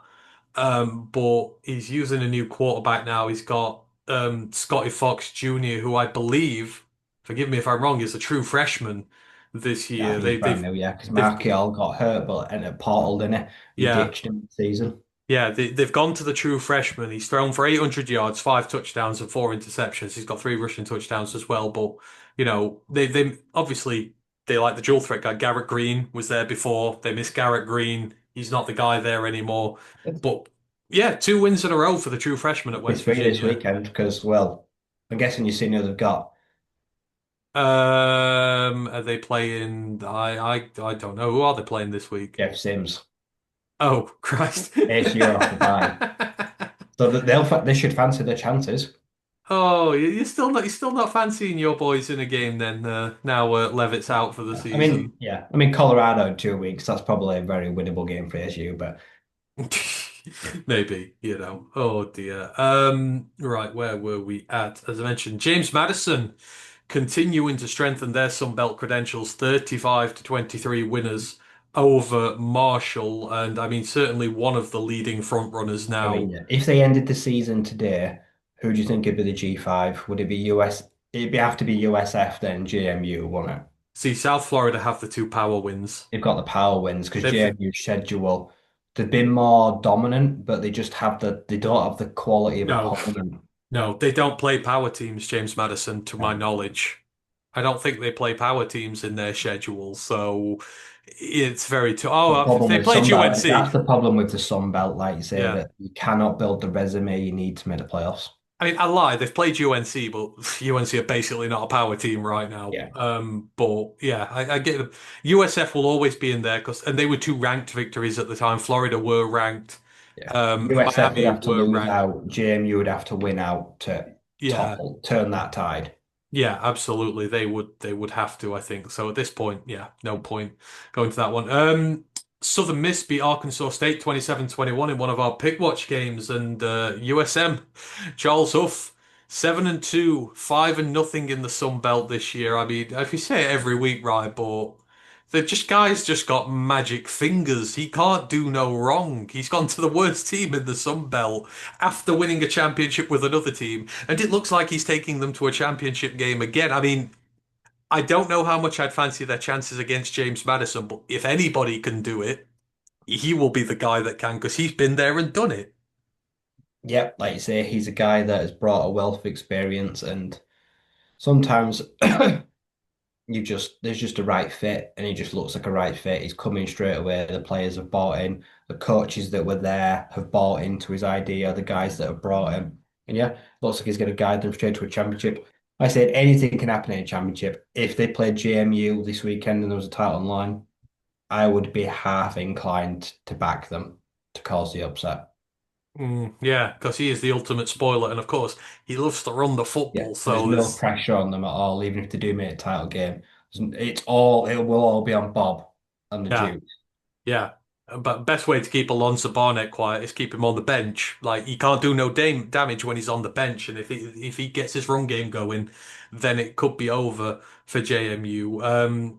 Army beat Temple 14-13, but we say that Temple team's very plucky this year. It's 5-5. It may not sound much, but it's more games than it's won in recent years. It's trending in the right direction. The Owls are right now. Ohio State. They won 34-10 against Purdue, right? But we saw maybe the first chinks in the armor. It doesn't sound like much, but they struggled with Purdue for a long time. They did not put them away Yeah, they till pulled late away in this very late, game. didn't they? They had six pressures all game on the Purdue quarterback. Like Purdue's offensive line held up very well in this game At and two quarters didn't where they give didn't score. much. They were Yeah, held scoreless for 2 quarters. with that wealth at their disposal, I think Purdue ran Michigan close. Purdue have they've given a good game to Ohio State. I know the records still don't show it, but you just do get the inkling the program has turned the corner because they've been semi-competitive now against some of the best teams in the conference when they've just been non-competitive of all the last few years. Yeah, like you say, it's a program that it's clicking. Like you say, it's another one where they've just got to keep hold of him. If they believe Reece Brown is the guy, how do you convince him to stay? Like, so you've got to get him. Like, so you've got to be now, like, say, just pouring it in his head. Like, say, we're going to turn the corner. We're going to get back to where we were. Like, say, you're going to help us get there. Like, saying that they've settled on him now in recent weeks. It's not been pretty, but it kind of feels like where, yeah, like they believe in him and they're going to buy into him and give him the keys if he wants it. But yeah, this is one of them games where Ohio State were never in any danger. They just were careless. I know they were efficient at offense, but yeah, they were happy to go quiet for like say half the game and just plod along, go through the motions. There was very little urgency. Like I say to them, I mean they're already thinking about the title game, aren't they? They've already written off every opponent they're going to face between now and then. Oh Whether yeah, that say that's a bad attitude or not, like I say, because they've still got one massive game coming up. But yeah, they're already looking at the bigger picture. They've already taken the eye off the ball, which is where, I mean, yeah, you don't think they'll slip up, but I mean, come 29th of November, the game, anything could happen. They have to stay focused right now. Oh yeah, absolutely they do. That is not a game. I thought I'd be confident in calling it. I'm a little less confident in calling it now. We're just going to have a tiny little break here because my mouse has just decided to stop working, so I need to change the batteries before I can get back onto the bloody screens there. So I don't know. We'll just have to just bear with me one moment here. I don't know. Maybe say some more nice things about Purdue or something like that because we haven't talked about them much. But the next game on the schedule that we are going to talk about is bless you, Missouri State and Liberty, and we alluded to it a little bit earlier. Bloody hell, am I getting this in the right way? But Missouri State, one of the new boys in the conference this year, and we wondered how they were going to adapt to life in there along with the Delaware Fighting Blue Hens. And this is as tough as a game as it comes for a newbie into the conference. Liberty have just ran rampant on the conference now for some time until Jacksonville State arrived, anyhow. But they have adapted to life very well, and they were in a bit of a bind in this game. Missouri State were shut out of the first half. It was 10-0 and I still don't have a mouse. Right, we're just gonna have to bear with this a moment. But two touchdowns starting the third quarter and then at the start of the fourth quarter to put themselves 14-10 up. Then Liberty managed to hit back with a touchdown of their own to take the lead 21 to 4 to, sorry.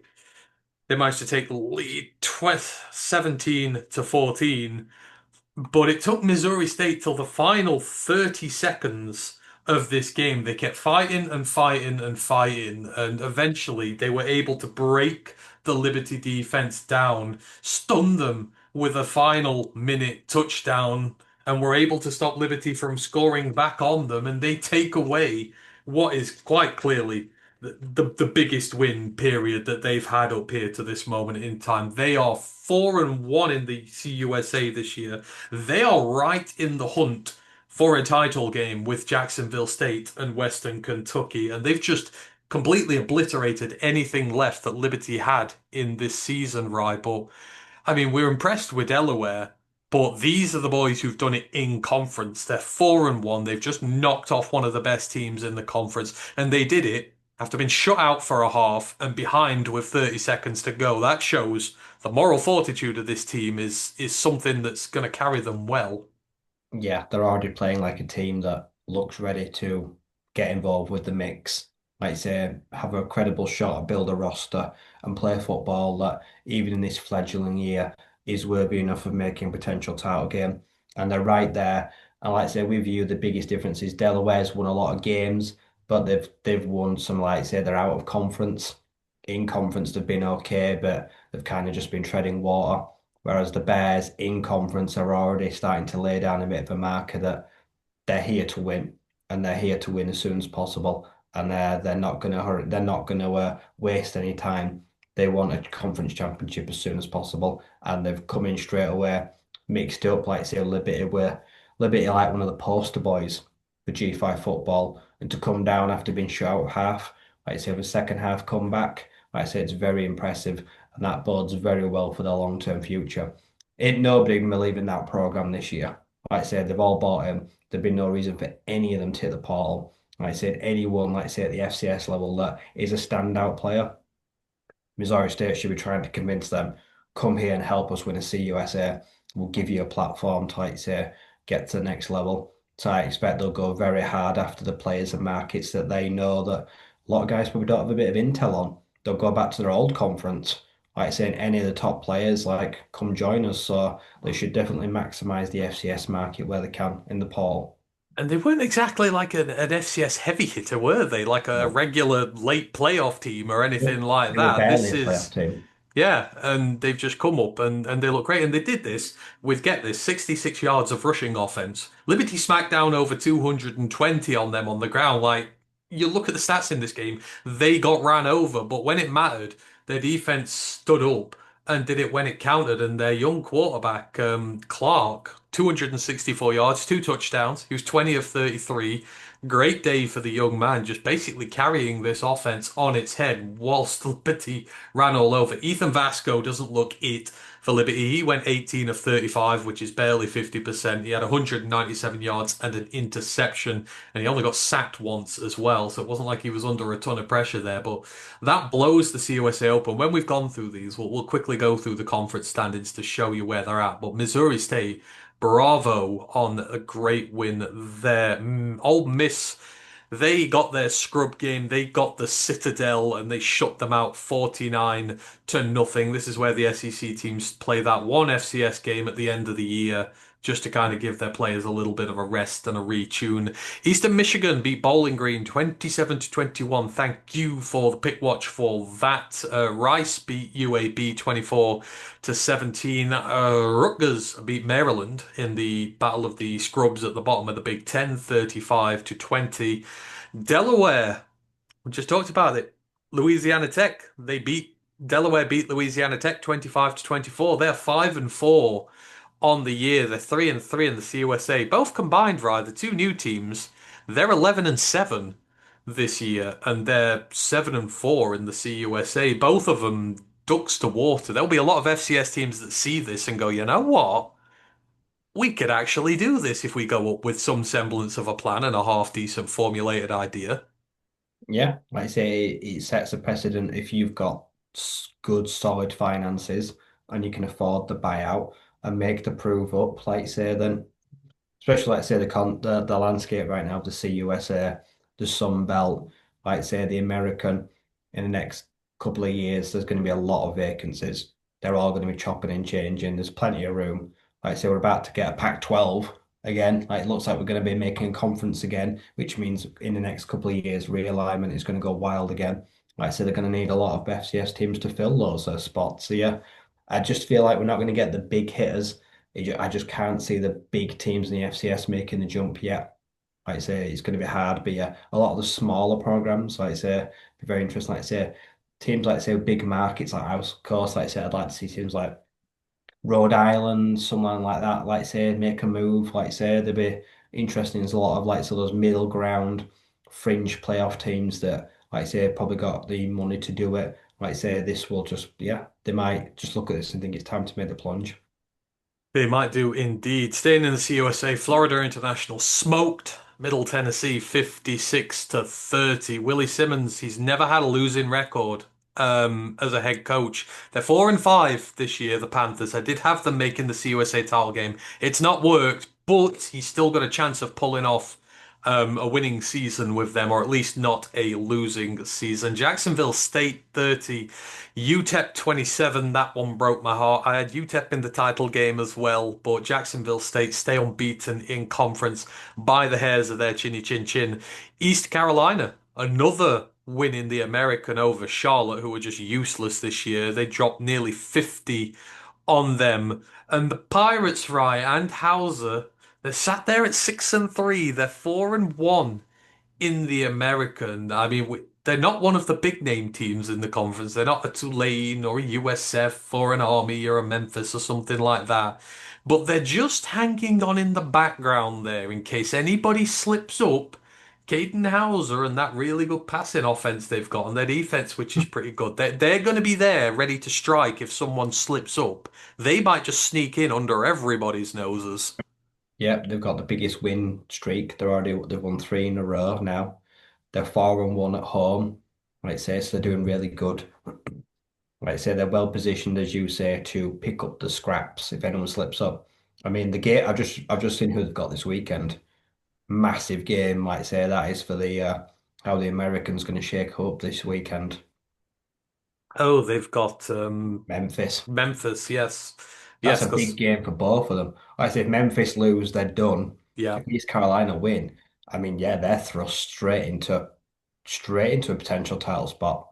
yep. And you've got all the big teams at the top who still need to play one another. So that's what I mean. East Carolina just on the They could periphery. be, like I say, the unlikeliest of dark horses right at the end. They could be the unlikeliest of dark horses. Staying in the American, Florida Atlantic beat Tulsa Tulsa have not won a game in the American this year. Florida Atlantic is 3-3, middling year for them. Probably disappointed given what they expect, but got to win there over Tulsa. Moving to the SEC, Texas A&M on the road to Missouri. Now, you kind of get the feeling that if this had have been a different quarterback at the helm, a Bo Pribula game, it might have been different. But I think we said regardless, Texas A&M were going to smash that Missouri offensive line and smash that. Well, I'd say they didn't. They didn't smash it. They didn't get that many pressures in the game. They only got 8 pressures, but they got 2 sacks, 3 QB hits. But it was that secondary and the run defense that was clamps for the most part. Missouri, Ahmed Hardy padded his stats, but they did have 200-yard rushes on the day. They threw for 225. They passed for 85. Matt Zollers, the young true freshman, had a bit of a rough day. It wasn't necessarily because of pressure, right? It was just because that Texas A&M secondary, which we've not focused on that much, was as good. Will Lee the third targeted 5 times, gave up 1 reception, had a PBU in there as well. Torian York continues to be one of the better coverage linebackers in the league, targeted 3 times. He gave up 1 reception for 1 yard. And despite getting hit on the ground a lot, they made nothing could go through the air. So when Missouri did get close to them, they weren't able to strike as much as they want because they just couldn't throw the football. And the A&M defense comes to play once more. Yeah, bend but don't break. They'll rush, they'll let you do everything between the 20s, but in the red zone, when you've got to throw the ball, when the field gets narrow and everything gets a little bit tighter and tenser, A&M, like I said, their back end is as tight as anything. Like I said, they've got one of the best linebackers in the whole country. They just put clamps on teams like that. They'll give you yardage, but they won't give you points. Like I said, they've really got that balance perfectly sweet right now. And yeah, they look in a really, really good place. Like I said, the playoffs are on the door. A&M's in a great place. They're doing everything they need to right now. And yeah, they face some stiff tests, but yeah, like I say, there'll definitely be some stiffer contests to come. But right now, Oh, they're in a great position. Like I say, Missouri, it just feels like Pribler injury. eh, the season's kind of just collapsed. They just yeah. can't see what they've got now. Like I say, they're breaking in their freshman QB. It's not going to be pretty, but it don't matter this year. This season's a write-off now. It's about 2026. Yeah. Oh, yeah, absolutely it is. But yeah, that Tamu defense was always going to be a lot for him to handle. As I say, Will Lee over the last 2 years, he's given up 51 receptions on 100 targets. That's like barely 50% there. 2 interceptions, 14 pass breakups, the ultimate ball hawk. But it's their edge player, Cassius Howell. He's another in this Yeah, class who just doesn't. I've seen him now in every first round mock. Yeah, and again, he's undersized. He's 6'2", 248. Like, some teams don't look for that. The Lions technically don't look for that, but he's at 11 sacks on the year, 36 QB pressures, forced fumble. He's good in coverage as well because he's been targeted 7 times in coverage and only given up 3 receptions, which is quite something. We know Tamu like to move their edge guys around a bit, but he's a 5th year, but he cut his teeth at Bowling Green. He's been tremendous as a pass rusher at Tamu. I think, yeah, guaranteed first round player now, right? Yeah, I think like I say he could do with a good combine. Like I say, the measurements won't look great, but it doesn't matter, does it? If you can get to, I mean, we've worked out now body type and that. It doesn't matter if you can get to the QB.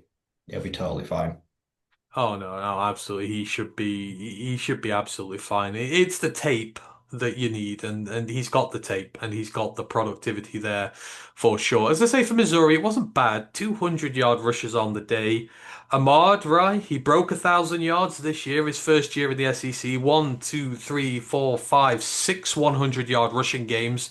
He was only 3 short against Vanderbilt, so should technically be 7. It does seem like he's cooled off a little bit in recent weeks. He's only got 3 touchdowns in his last 4 weeks, but I think as far as coming from ULM and been a tiny Sun Belt school to a big stage like Missouri, this has been a raging success for him in year one. And like next year is the year everyone should expect him to just like have that Cody Schrager type year where you get 1,700, 1,800 yards just on the ground and then through the air. He's really primed to break out big next year.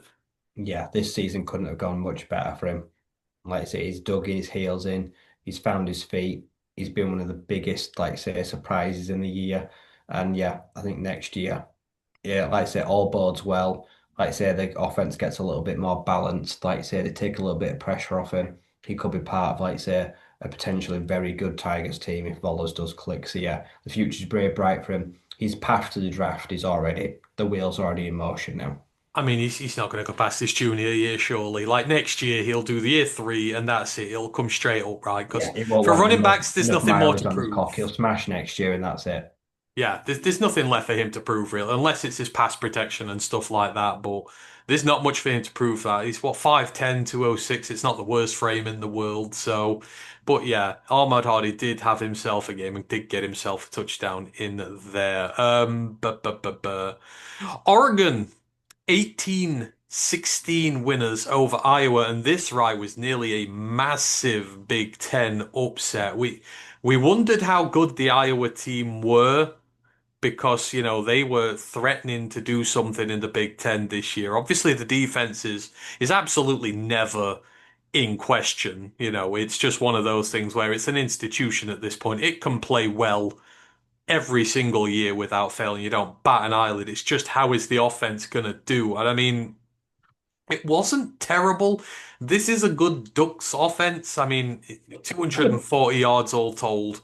They had 145 on the ground, 140 through the air, and they hung in there. They gave away an early safety, which I think it was a bad snap off a punt, if I remember rightly, which was completely awful. But Yeah, he didn't Oregon, even try to get it, did it? I think he just yeah. sneaked it out the end zone. He knew it was, but they went toe to toe in this one. Gronowski looked pretty decent. He went 10 of 18 for 124 and a touchdown. As I say, they ran the ball fairly well or efficiently got the hard yards with it, and they kept Oregon quiet for the most part. They did have 400 yards of offense, but they forced two turnovers out of Oregon. I mean, they fumbled twice. There was an interception.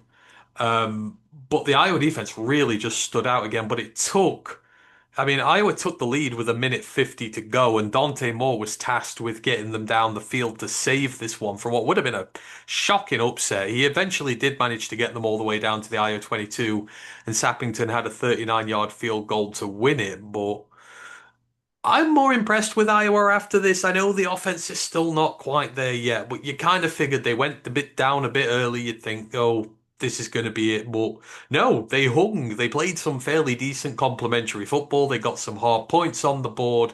And Oregon, at the end of the day, were very, very lucky here. A lot of stuff could have gone against them to stop them winning that game. They sneaked through, but Iowa seemed to head in the right direction. Yeah, it's a weird game, let's say, because the total yardage and the yards per play is not good. But when you look at Iowa, it's 3 of 4 on fourth down. So they were clutch, they were brave, 5 of 13 on third down, which was better than Oregon. So they were not good on early downs, but they were fairly comfortable going for it and gambling on the late downs, and they found success, which is why they took such a late lead. Like I say, because they were able to extend the drives, and in the end, they wore Oregon down. Like I say, Mm. they made them submit. Like I say, Gronowski, he was fine. I mean, it's been a up and down weird experiment year for him. Like I say, because it will be probably his last year. Like I say, he's had a lot of eligibility. Like I say, so I'm not sure what he's going to do. I would have liked him to have a bigger impact on the offense this year, but I mean, you just look at it, like I say, he doesn't have the targets. They just don't have the weapons in Iowa to be a threat. There's been plenty of games this year where if they had more offense, they would have stood more a chance. 6-3 where they are right now just feels very right for them. Like I say, Oregon for the most part, yeah, it wasn't good. Turnovers, it was sloppy. But credit where it's due when it really mattered the most. Like I say, Dante Moore. Bear in mind without Decorian, like I say, without their star receiver, able to put together a clutch drive down the end and give their kicker just a chance. So yeah, they breathe a big sigh of relief. They're still there. They're still hanging on, like I say, for a scrap of a chance at a title game. So Lanning won't have been too enamored with the victory itself. But yeah, it'll hurt Iowa that they had a Yeah. chance to win that and they've let it slip like so many that have come before it. Yeah, it will indeed. And like this was great defensive efforts on both I sides. think at This is this not point, just I think he's got to go. I think Kirk Ferentz. I know they love him as a legend, but at what point do they just He's there's no offense? he's either got to let him go or he's got to get a valid offensive coordinator Yeah, in there who's like I going say, but yeah, he to just feels like he can't attract a no. valid offensive coordinator. They're the Pittsburgh Steelers of college football, right? Like generally, they just field this elite defense all the time, and for whatever reason, they just cannot put a semblance of offense Yeah, together, like I say really. next And year, back that's to drawing board. Like I say, because it could be don't have a quarterback again. yeah, yeah. You've got to go back to the portal again potentially. They've had a Yeah, lot, but so they need to home grow somebody. yeah, like I Like say, any credible QB that unless they're from Iowa State, they're not going there because the offense is rank. no, no, no, no, no. Of course they're not. Absolutely. Like you say, defensively, both sides of the ball. It was very impressive. I know we're going to hear about him more in recent years, but for a true freshman, how good does Brandon Finney look for Oregon, the young corner? Do you Yeah, know this year he's been targeted 23 times, right? He's given up five receptions. He's giving up clutch at 21% he's going. He's got an interception, he's got two pass breakups, he's got a forced fumble, six run stops. I mean, the kid, 6'2", 203 already. Like, he's screaming first round pick in a couple of years' time on that team. yeah, like you say, he's been tested, but he has looked battle hardened already. He's a freshman. Like I say, he's up there where he don't get as much love as like say the kid from Florida or the kid from Syracuse, the star freshman corners, but he don't get a lot of love. But then the other side, Zach Lutmer, he's just a true sophomore, the Iowa DB. Like I say, been a star this year. He looks like the next Cooper DeJean, another first round pick as well. Like I say, there's a lot of star DBs that are young in the Big Ten that don't get a lot of love, and we've just mentioned two of them that should get a lot more attention, especially next year. Oh, yeah, absolutely. And it's time we had this discussion out loud. Mateo Uangalele Yeah, screams he went bust missing again. to me. Screams a bust. And I'll tell you why. The time he's come up against opposition this year that's going to be the NFL, against Northwestern, he comes up against Caleb Tiernan. Against Indiana, he comes up against Carter Smith. Against Iowa, he comes up against the likes of Gennings Dunker. He's got one sack in those three games. Against Indiana and Iowa, he's registered just four pressures total. I mean, he's at a 33% missed tackle rate this year as well, which is cruel, but he screams like everyone goes.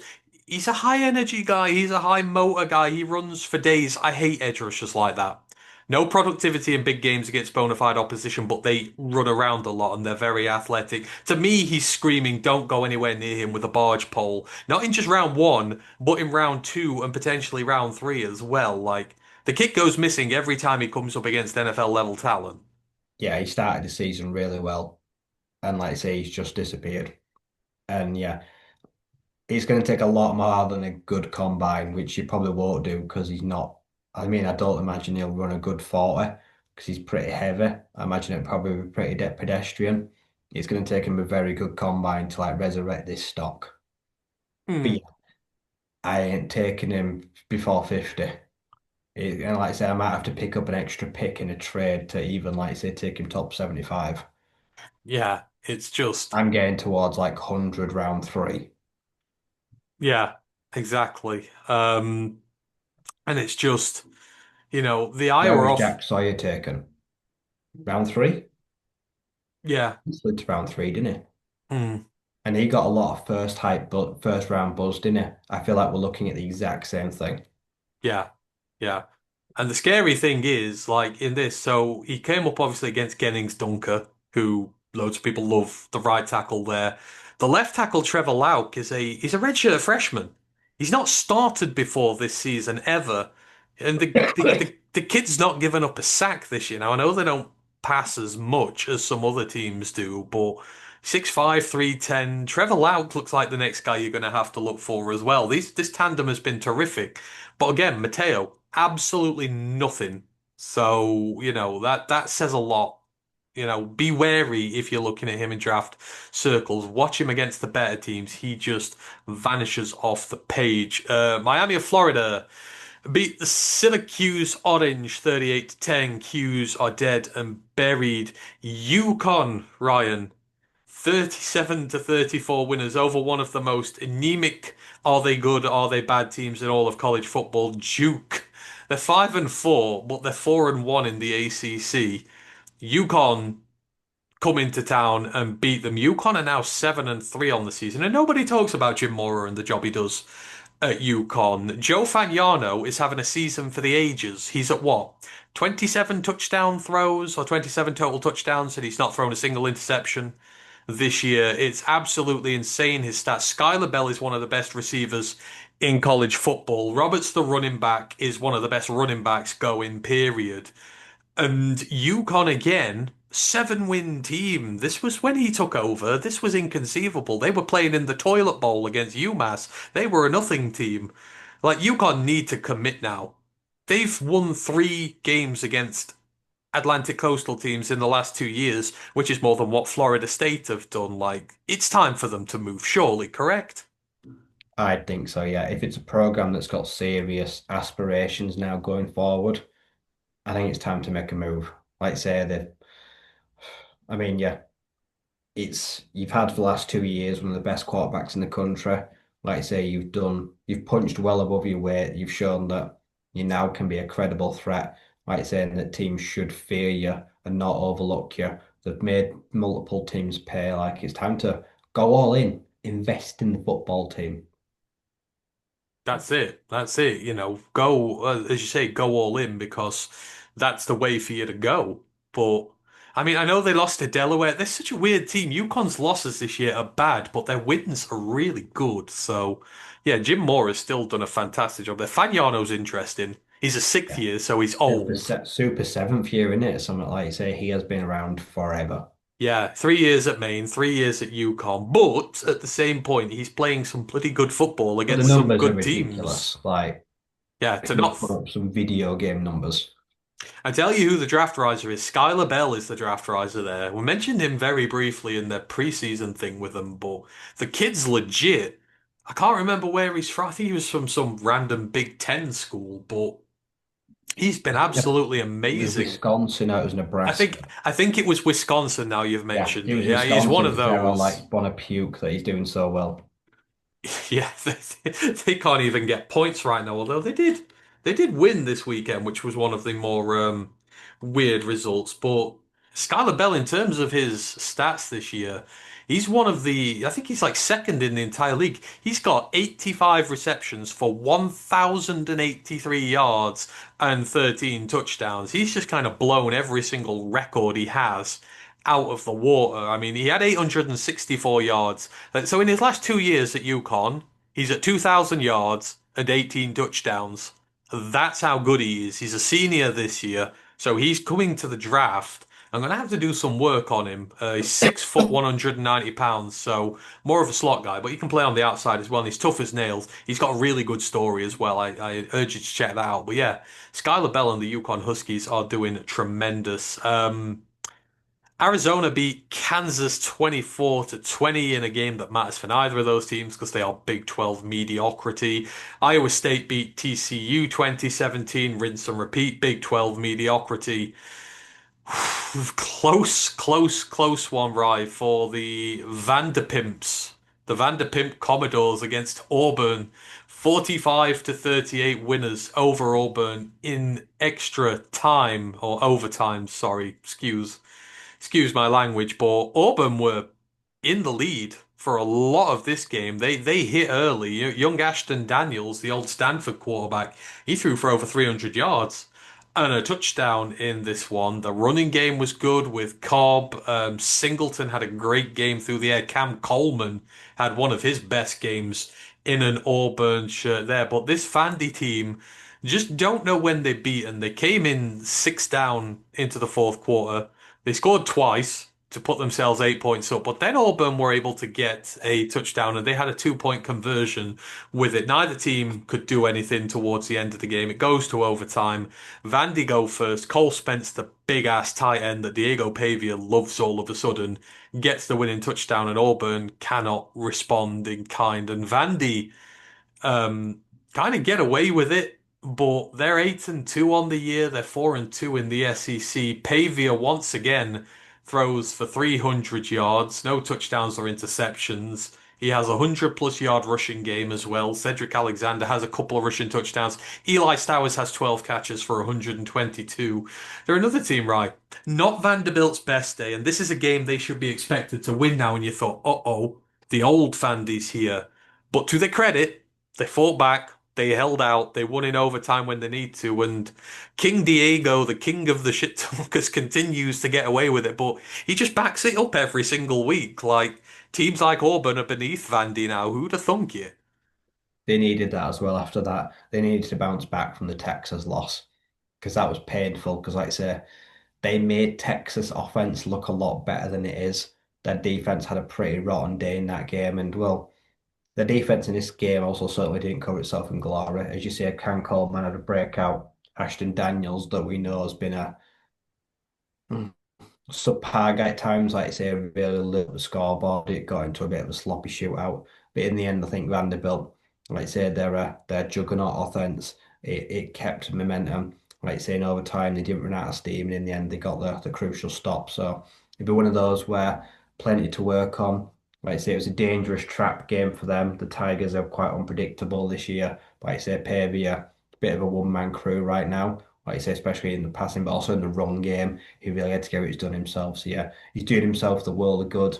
Like I say, it was a big bounce back result for them.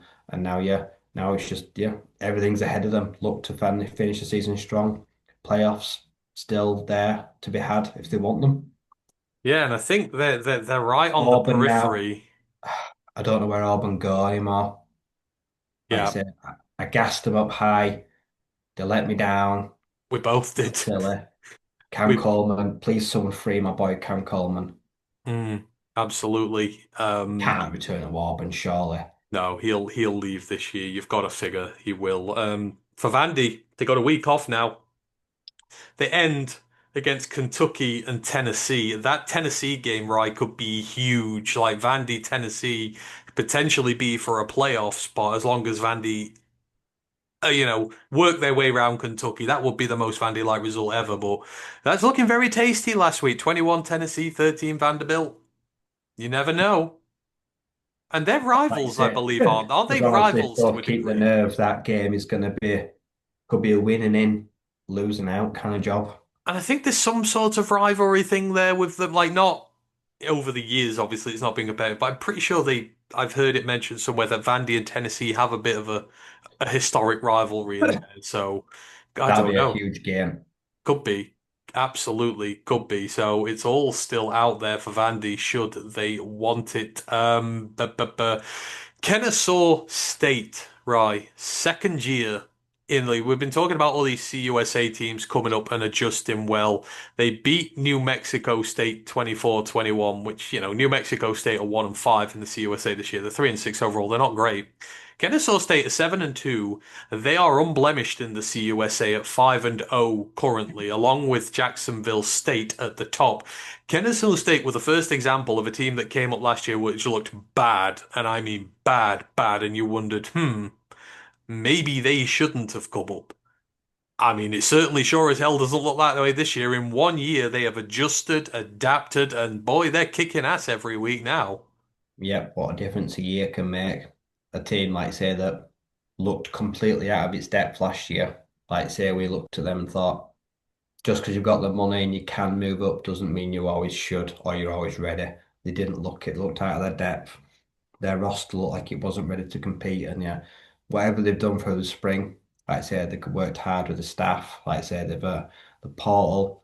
Like I said, they've made some additions where needs be. Like I said, they've strengthened depth parts of their roster, their coaches, and everyone's just on the same page. And yeah, come back with a vengeance this year, taking the conference by storm. And yeah, it's just another team, like I say, beating on a bad team, but they're just on such a hot streak right now.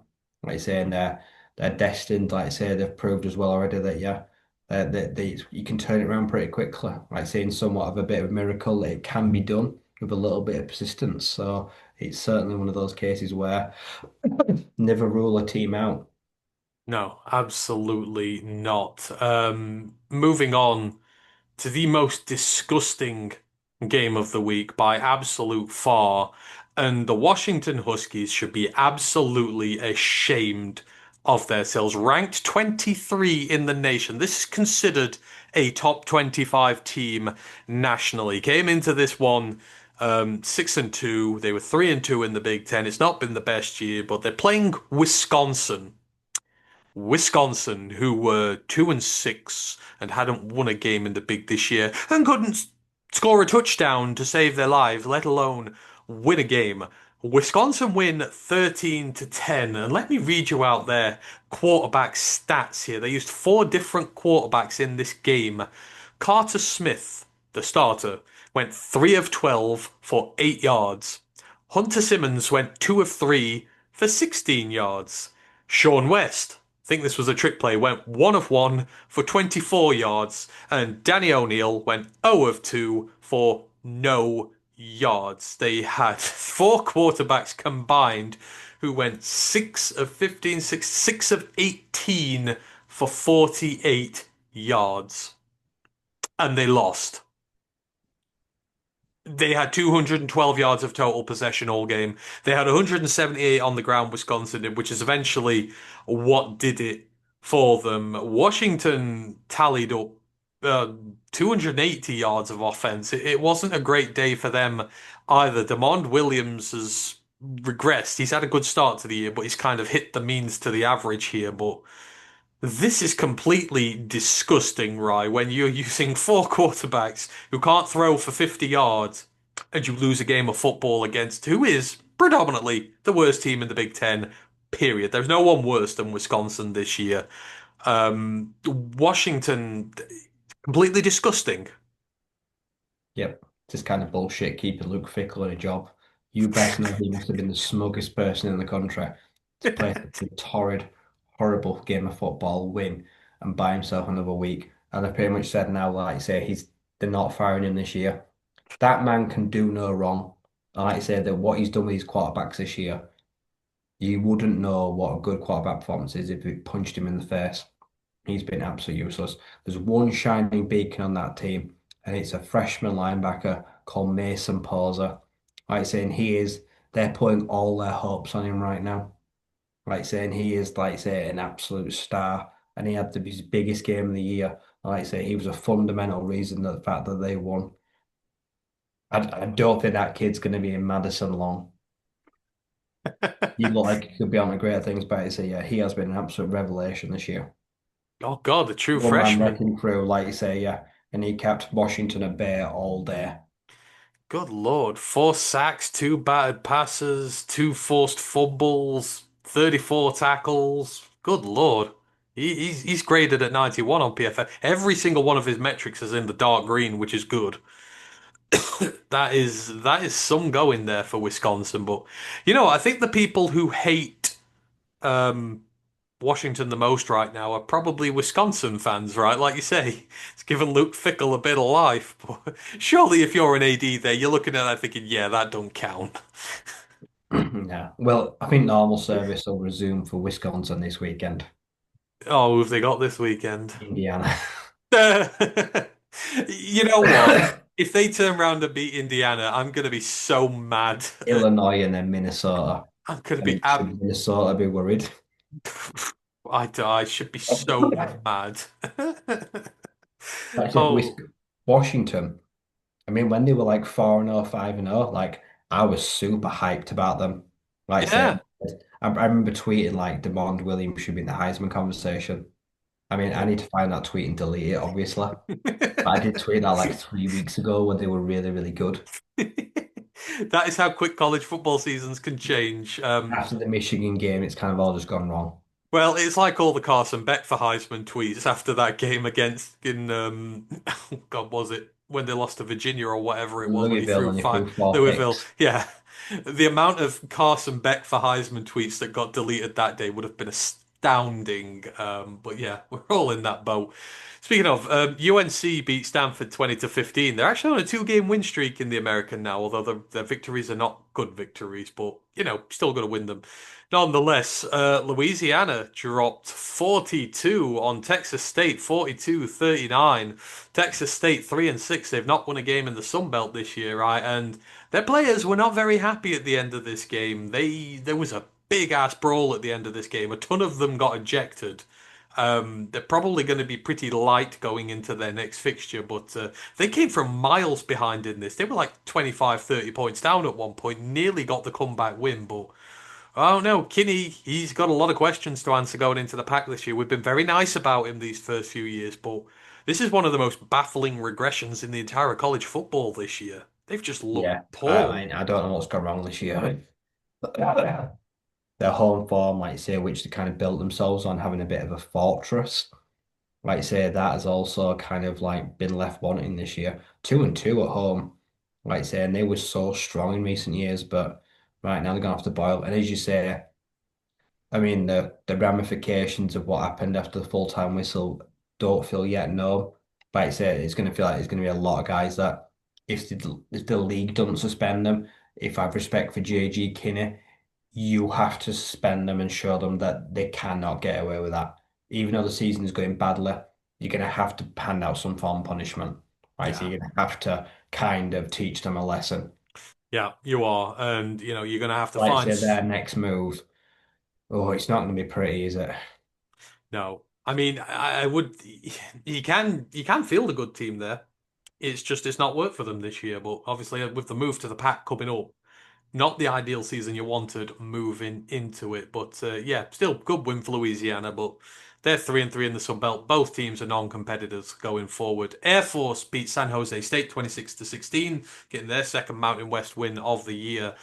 And then we come to the ACC. And Ryan, how badly have we been let down this week? I'm trying to work out whose loss is worse, but with Clemson sucking this year, with SMU sucking this year, with a lot of the top dogs not being good this year, the door was open for a couple of teams not usually in this conversation, the Virginia Cavaliers and the Louisville Cardinals, both at home. Well, I think they were at home, maybe they were away. Both against opposition who were 2-3 in the American, both lost. Virginia 16-9 loss against Wake Forest, and this was just. I'm not sure what happened here. Robbie Ashford had an unusually good day by his Wake standards, but he Forest was got only, absolutely tanked by Florida State. yes, who got absolutely destroyed. There's no better word to say for it. I don't believe, if I remember rightly, that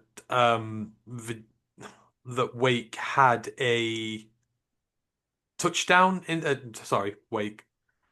Wake didn't have an offensive touchdown in this game. They had a punt return, which they returned for a touchdown, and then they had three field goals. Virginia scored one field goal in the second half of this game. It was nasty, it was messy, it was ugly. Virginia couldn't really get the run game going. Claiborne was quiet by his accounts, 24 carries, 76 yards. This was the Wake Forest defense's doing, and Virginia's offense just. I think Chandler Morris got hurt, right? Yeah, that's So what I'm looking right now. that's the. Their whole season is on life support. But I mean, for Wake Forest, that's a tremendous win for them. I mean, it's too late to really do anything. But Virginia, that's a huge loss because they were at the top. They were there ready to be able to take advantage of this, and instead now you're 5-1 in the ACC. You've got a loss there. You've just opened up the door to everybody else now. Yeah, because this weekend you've got Duke, like I Mm. say, and they've had a terrible loss, and they're looking to bounce back straight away. So the Blue Devils will be licking their lips because, like I say, I'm reading this and said Morris has got a head neck injury, and he's not. As of yesterday, he hasn't practiced this week.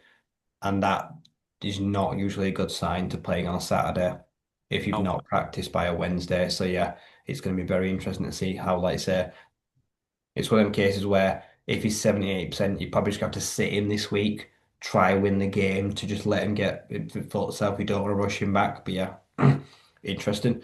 Like I say, I mean, Louisville can't mind about the loss because I read today they're working on a new deal for Brown because Penn State are sniffing around him seriously. Oh, really? Yeah, apparently he's going to get an extension quite soon.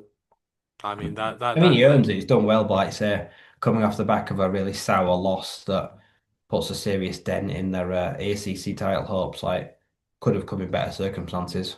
and Louisville, yeah, like I mentioned, they were at home to Cal. Cal don't usually travel to the East Cal Coast are very so hot well. and cold this year. When I've backed them to cause an upset, they've been trounced. And then when I don't back them, They they just do. suddenly turn up. Yeah, Louisville were favored by 19 points for this game. They were three touchdown favorites for this. Cal win 29 to 26, and this goes to overtime. But Louisville get a field goal. They go first, but then on a fourth and goal, I mean, credit to Cal. It's fourth and goal at the Louisville three. They could hit a field goal and go to next overtime. They don't. They go for it. And young Sagapolatili, he gets a clutch pass to Jacob DeJesus, one of his better receivers there, and they go and win the whole thing. I mean, it's ballsy from Cal, right?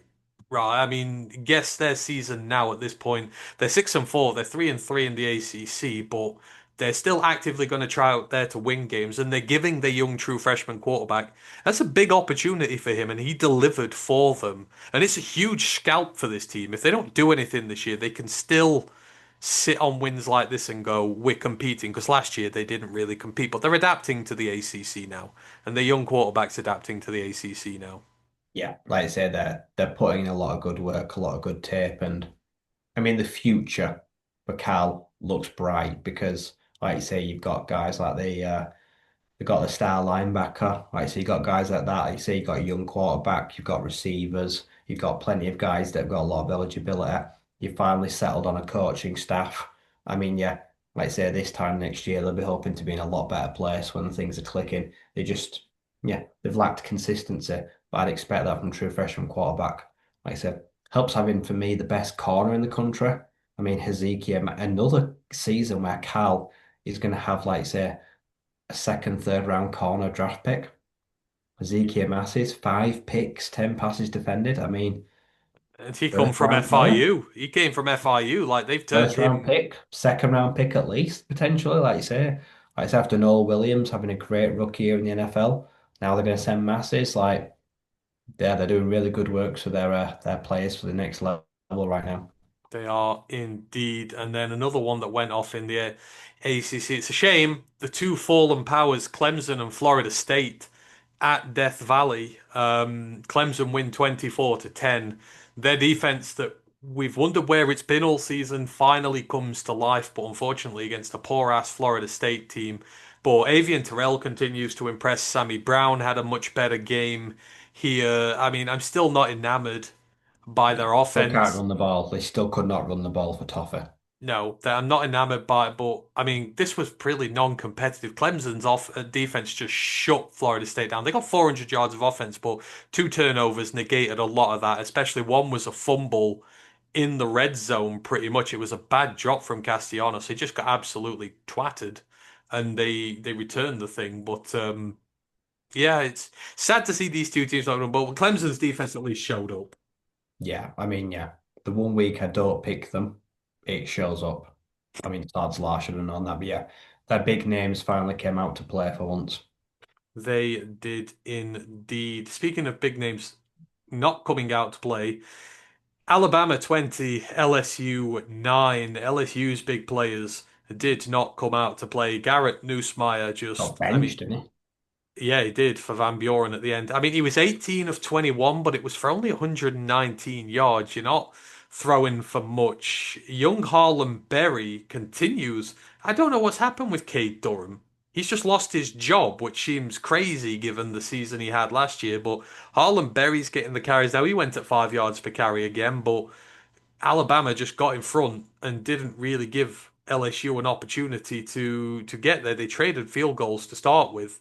Alabama get a couple of touchdowns. And LSU, no touchdowns, just three field goals from Ramos. That was it. And Alabama kind of held them at will easy. Ty Simpson continues to stat pad the life out of things, but neither team could run the ball. 65 yards for Alabama, 84 for LSU. This was just a passing game Alabama win the turnover battle by one. LSU fumble three times. They lost two of them.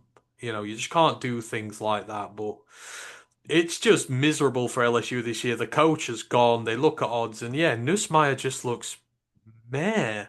You've got the weapons you want, but Alabama gave him nothing. Yeah, like I say, the Alabama is as staunch as they need to be. They just gave him checkdowns, little just like dump offs that, like I say, resulted in no extra yardage. They just swarmed on them. The Alabama defense has just been tremendous this year. Like I say, feels at this point like Nussmeier might have to return. It just feels like the mojo, the juice, the draft stock is just it's crumbling. I see the LSU team, just yeah, their defense no bit weeks again. It just looks lost. Like I said, it just looks like a total lack of leadership. And in Alabama, it was easy. Ty Simpson kind of just cakewalked them. They put them under very little pressure. They didn't have to really get out of second gear. The Mm. LSU season, what should have been so promising, is just going to end on an awful whimper. No, it is indeed. But Alabama's defense is good. There's some good prospects coming to the draft this year. Nikai Hill-Green at linebacker. He's the former Michigan guy who went to Charlotte. Has just come to Alabama. He's taken to the SEC like an absolute duck to water. Bray Hubbard is going to be loved. I think he's probably one of the best run defending safeties in college football, period. This is his second year. Don't know if he can declare this year, but he's got six interceptions. He averages about 90 against the run. He's insanely good. I mean, expect the Lions to be all over that one, right, Riles and Bama Yeah, DBs. we'd be looking for another safety. I love Bray Hubbard. Yeah, he's amazing. The linebackers are coming to play. Deontay Lawson will come out this year as well. Yonze Pierre Edge, he had a couple of sacks in this game. I don't think this is his first year starting. He's looked decent in parts for them, but yeah, LSU just kind of gave them nothing whatsoever. Notre Dame smoked Navy again, 49 to 10. Unfortunately for Navy, two losses in a row. They've got to bounce back this week in the American, otherwise their season is down. Worst result of the week where I don't know one of. Kentucky dropped 38 on Florida, and if Florida football fans were asking, can our season get any worse with the head coach gone and everything that's happened? I mean, I think we got a resounding yes in this one. Lagway threw like three picks. Kentucky were all over them. In fairness, Cutter Bowley looks like he could be a legit prospect. He's a Kentucky prospect, the first one who's played there in like 8 years, and as a freshman. I mean, this is a result for them, but for Florida, this is real rock bottom, getting rocked 38-7 by Kentucky. Yeah, yeah, it's rock bottom. I mean, I've seen people now. I mean, people are already about. I think people are about to give up on Lagua. It feels like the tide is turning, and some are about to, yeah, think maybe the experiment it could be ready to bail on it straight away. I don't think they have a plan B. I mean, there hasn't been a plan B since he arrived there as a freshman, so there won't be a plan B there now. Head coach that comes in, I mean, it's going to have to be a QB whisperer now. It's going to have to be someone that fixes lag work because, like I say, it's the biggest issue with the team right now is sloppiness.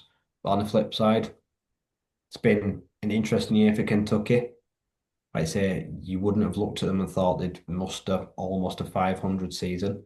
4-5 is pretty respectable for a team that is trying to find itself. And yeah, Cutter has shown flashes that next year, like I say, all these getting sacked and turnovers and like you say, getting harassed by a line of scrimmage this year will probably pay dividends. He'll probably start much more confident next year. He It's his will. team, it's his job now. There's nothing standing in between him. No. So 2027, 2026, he's a big name to watch. He absolutely is. Like you say, yeah, Will Agway, as far as he's concerned, his touchdown to interception ratio this year is 11 to 12. He's 23 to 21 over his collegiate career. You just can't have a 1-for-1 ratio like that and be good. You know what's the shocking thing? And He like I does. say, Tramel Jones that came in his place, he's a freshman. Mm, There's a QB controversy now, isn't there? The head coach, new head coach next year. might decide to go in a different direction, and like I say, my Lagway could find himself being back up. You know the absolute shocker? Lagway, in his 2 years at Florida, doesn't have a single rushing touchdown. That seems crazy to me, given the kind of QB he is, that he doesn't have a Yeah, because single. he's not a pocket passer. He No, wasn't built like one either. I've always thought he's more of a dual threat guy. I'm shocked that he doesn't have a single one, but yeah, you can't be 22 to 21 on your touchdown to interceptions after 2 years. Like, that's just not acceptable. So Florida, yeah, they're going to have to break that thing down big time. Utah State dropped 51 on Nevada. Nebraska beat UCLA 28 to 21. UNLV smoked Colorado State 42 to 10. Sam Houston State, no Oh, longer they the won. only, yes, the only winless team in the country. They put down Oregon State to a 2-8 and have only won one game more than them. But that's got to feel good, right? Right. Nobody wants a winless season in college football, and this is the last team. And yes, it's Don't still have to going to talk about be, Oregon State. We'll just leave that at that. But yeah, for Sam Houston, the monkey is off the back. Like I say, yeah. fair play to them. That I, that that takes guts. Oh God, yeah, it absolutely does. You know what? I feel sorry for Anthony Granderson. He had like, was it like 190 yards and two touchdowns? And like he's just working his absolute ass off there at running back for Oregon State, and he's just like he's probably the only good player they've got on that team. I feel really sorry for him. Yeah, it's a team that it's just a mess. They don't If know where they're going. if I he's don't, not yeah. if he's not declaring this year, then he should be going. Blake Murphy will, if he's got any eligibility left, he'll be straight back in the portal. And he didn't play this game, did he? He must be hurt, but he didn't. He No, I didn't think play he's in got this an injury. one. Like I say, but that leaving Duke for this has been probably one of the biggest disasters in country. Mm. Absolutely, it is. And then the final game of this slate. What a win, right? We go to the Mountain West and it is open for business. The unbeaten team at the top. We talked about the San Diego State Aztecs last week. One of the fiercest defenses in all of the Mountain West. They don't give up points to anybody whatsoever. I think three of the previous five games, their opponents hadn't even gotten out of single figures. And they just couldn't do nothing to save their lives. Took a long plane ride over the Pacific to the islands of Hawaii to come up against the Rainbow Warriors, already bowl eligible at 6-3. They were 3-2 in the Mountain West. They've got positive records in both regards. It's been a stunning season for them. Hawaii beat the brakes off them 38 to 6. San Diego State have two field goals in the first half. They shut them out in the second half entirely and what can only be described as one of the best games he will have of his life and one of the best transfers of the season from any team whatsoever. Jackson Harris, the Stanford transfer, seven catches, 130 yards, three touchdowns. The freshman Mika Aliado throws again for 250 plus yards, three touchdowns, just one interception to take the figures off him for the day. But it's this Hawaii defense that just went nuts. Two picks on the day, a whole bunch of sacks from this team. I mean, this we talked last week, literally, about this San Diego State team being built in the trenches again, rebuilt after its season last year. One of the biggest kick-ass teams in this conference. For Hawaii to just beat the brakes off them completely and shut them out for the vast majority of this game, they are Mountain West contenders this year. There is no doubting it anymore. They are thick in this race. I mean, what a performance from them. Probably the best performance of the Timmy Chang era period. Oh, easily, yeah. Like I say, they came up against a team that has been leading the way. San Diego State, like I say, they've had a big target on their back, and no one's been able to even get close to them in that sense. So, and yeah, transfers, like I say, being the big Stanford guy that was an afterthought with the Cardinals. He comes in, hits the ground running straight away, had a tremendous year. Lots of their receiving touchdowns. It becomes a real credible threat for him. And then, yeah, a young freshman, like I say, young QB that's been finding his feet this year. Could be on, I might say, maybe make a miracle run, lead them to a championship games. Yeah, The future's incredibly bright. Like I say, tons of defensive talent in Hawaii. Like I say, they did not fear, they weren't faltered at all, and they posed and stood up and delivered a tremendous performance against, like I say, one of the biggest credible G5 country threats in the country. So yeah, big scout for them. And now, like I say, with that win, they're going to have a very credible say in what happens between now and the end of the year. They are. I mean, Hawaii are going to have draft prospects this year. Their pair of safeties, Peter Manuma has been a starter since a true freshman. Like, he's going to come to the draft this year. Kilinahi Mendiola Jensen as well. He's at 2 interceptions, 3 PBUs on the year. Outstanding run stuff in safety. Even though he's only 170, he's a little on the light side. Like, they've got a trio of wide receivers who might come to the draft this year. Ashlock, Harris, and Senecal. They're probably all going to come to the draft. I mean, it's not over yet for Hawaii. They've got a ways to go, but the next one, they've got a week off now, right? They play UNLV next. Like, that's the big one. They've got Wyoming to end the season, but if Hawaii can knock off UNLV, there is realistically a championship game there for them. I think it's a shame they've got a week off. I think I'd want to go straight into this game while like Yeah. I'm G'd up from that game because now they're gonna have to relax and then like I say pick themselves up again. And I think this late in the season you don't want to buy. I wanted to have had it by now and got out of the way. So I'm hoping they don't lose focus or come out cold because like I say that is a huge game. Oh, it is. It absolutely is. So, we will be focusing on that. Hell, I may even watch that one. If it's in UNLV, it might be at a more palatable time, but we will see. Anyhow, that is it. Everything for the week 11 slate. We are going to quickly get the pick watch done, have a look at week 12, and then get out of here because we have been going a little while. So let me just get the pick watch up. Ryan did much better this week, 8-2. You had a bounce back week per se, so hopefully we can keep this one going. I've not been nice this week though. We aim to make the panel struggle. So where are we at? We are at week 11, and the first one is tonight. Let me get my chart up because I need to mention these. Me and Ryan.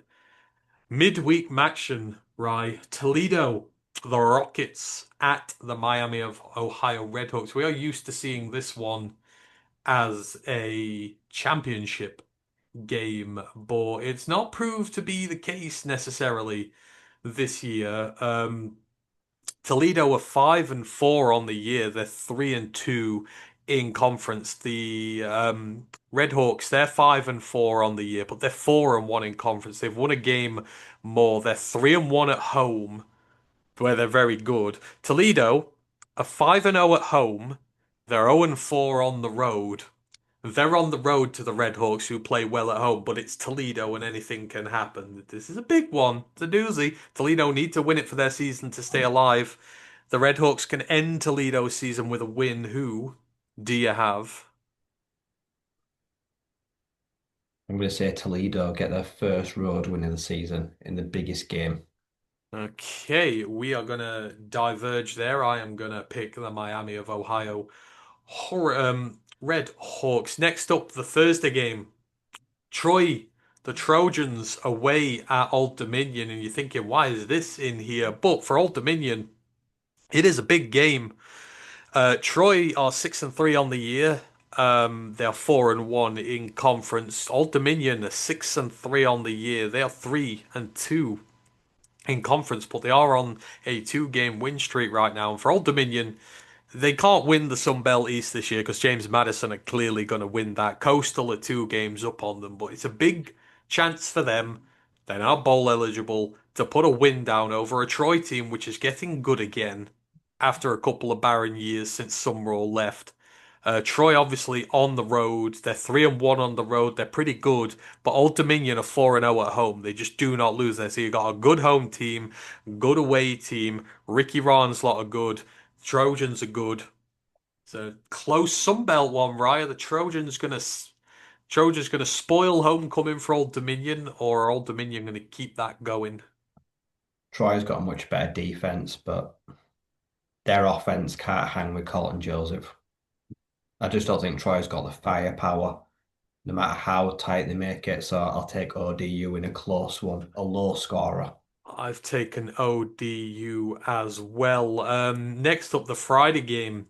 We've got Clemson, the Tigers. They are on the road to Louisville. And as far as this goes, Louisville, they're 4-2 in conference now. There's five teams with one loss: Georgia Tech, Virginia, Pittsburgh, SMU, Duke. Louisville cannot lose again, period.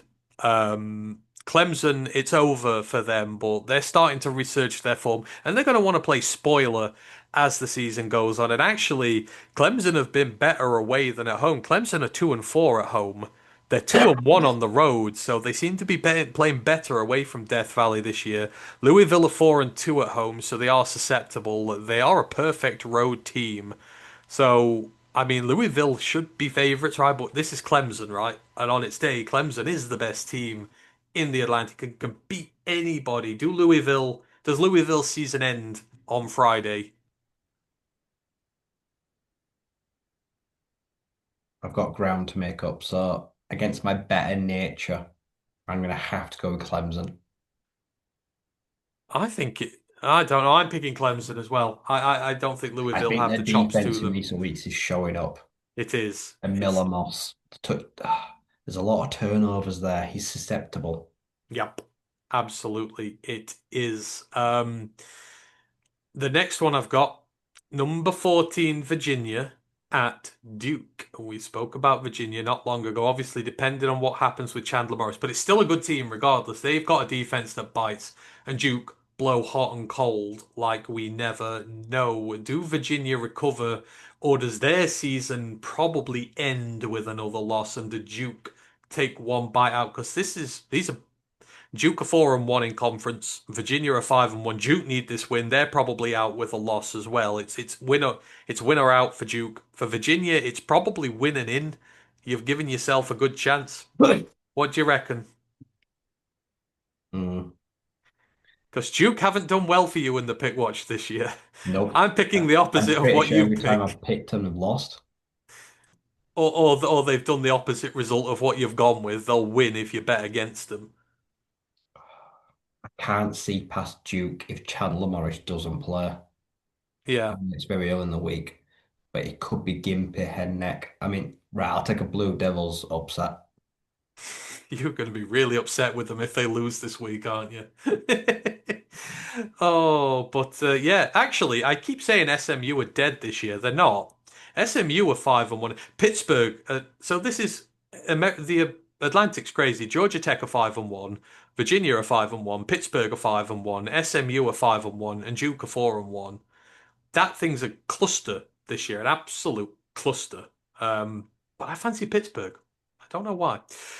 Number 20, Iowa. At number 19, USC. Clash of styles. One defensive, one offensive. USC's defense is usually pretty bad in games like this, but Iowa's defense is not so good. But flip side, USC can turn it over a lot, and Iowa can force a lot of turnovers. I know Iowa are on the road, but it's a top 20 matchup, right?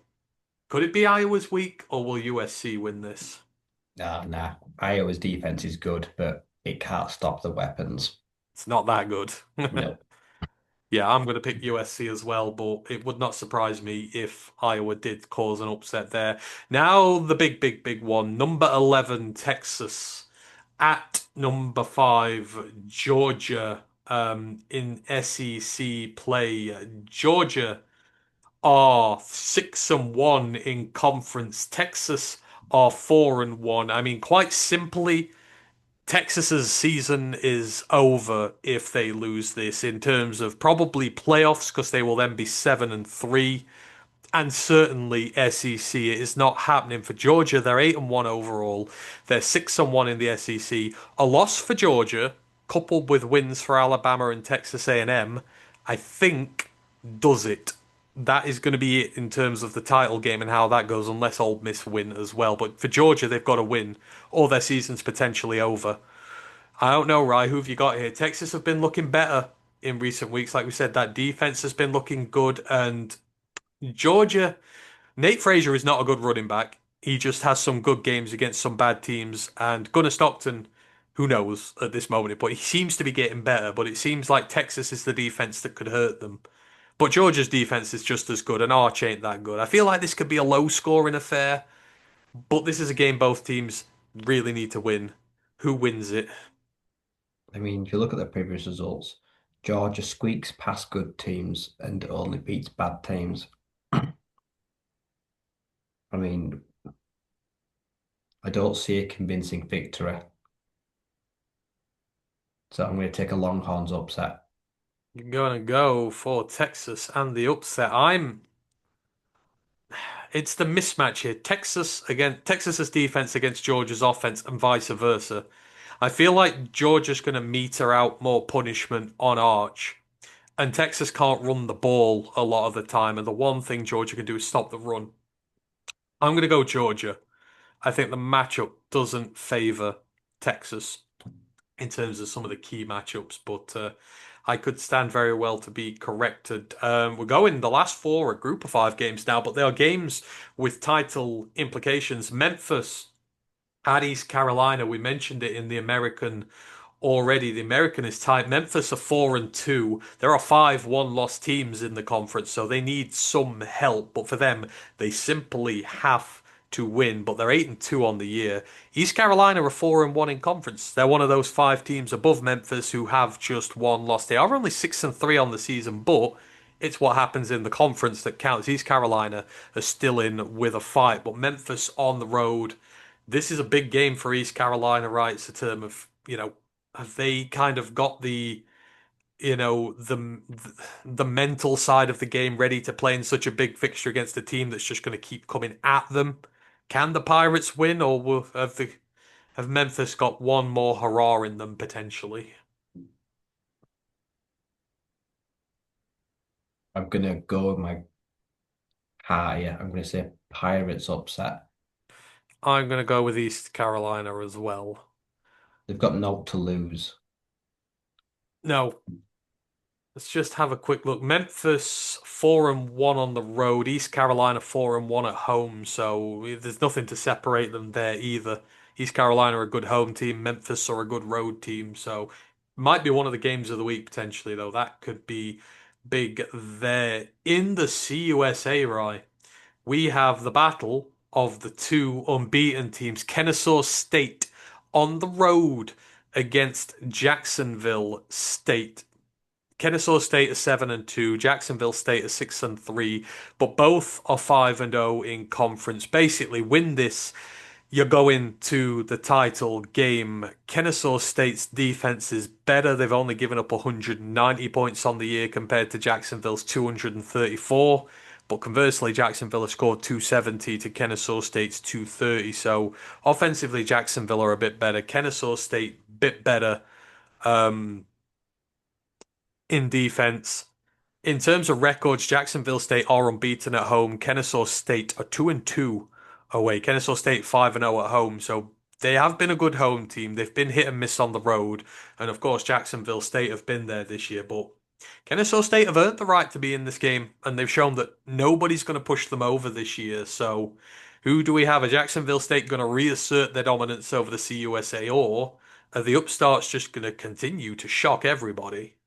I think the Owls fairy tale will continue and they'll pull off the upset. Defense wins championships. I thought you were about to pull out some grotesque imagery there of what was going to happen to their season, like it dies at the hands of a burning stake or something like that. I'm glad you've done that. I'm going to go with Jacksonville State.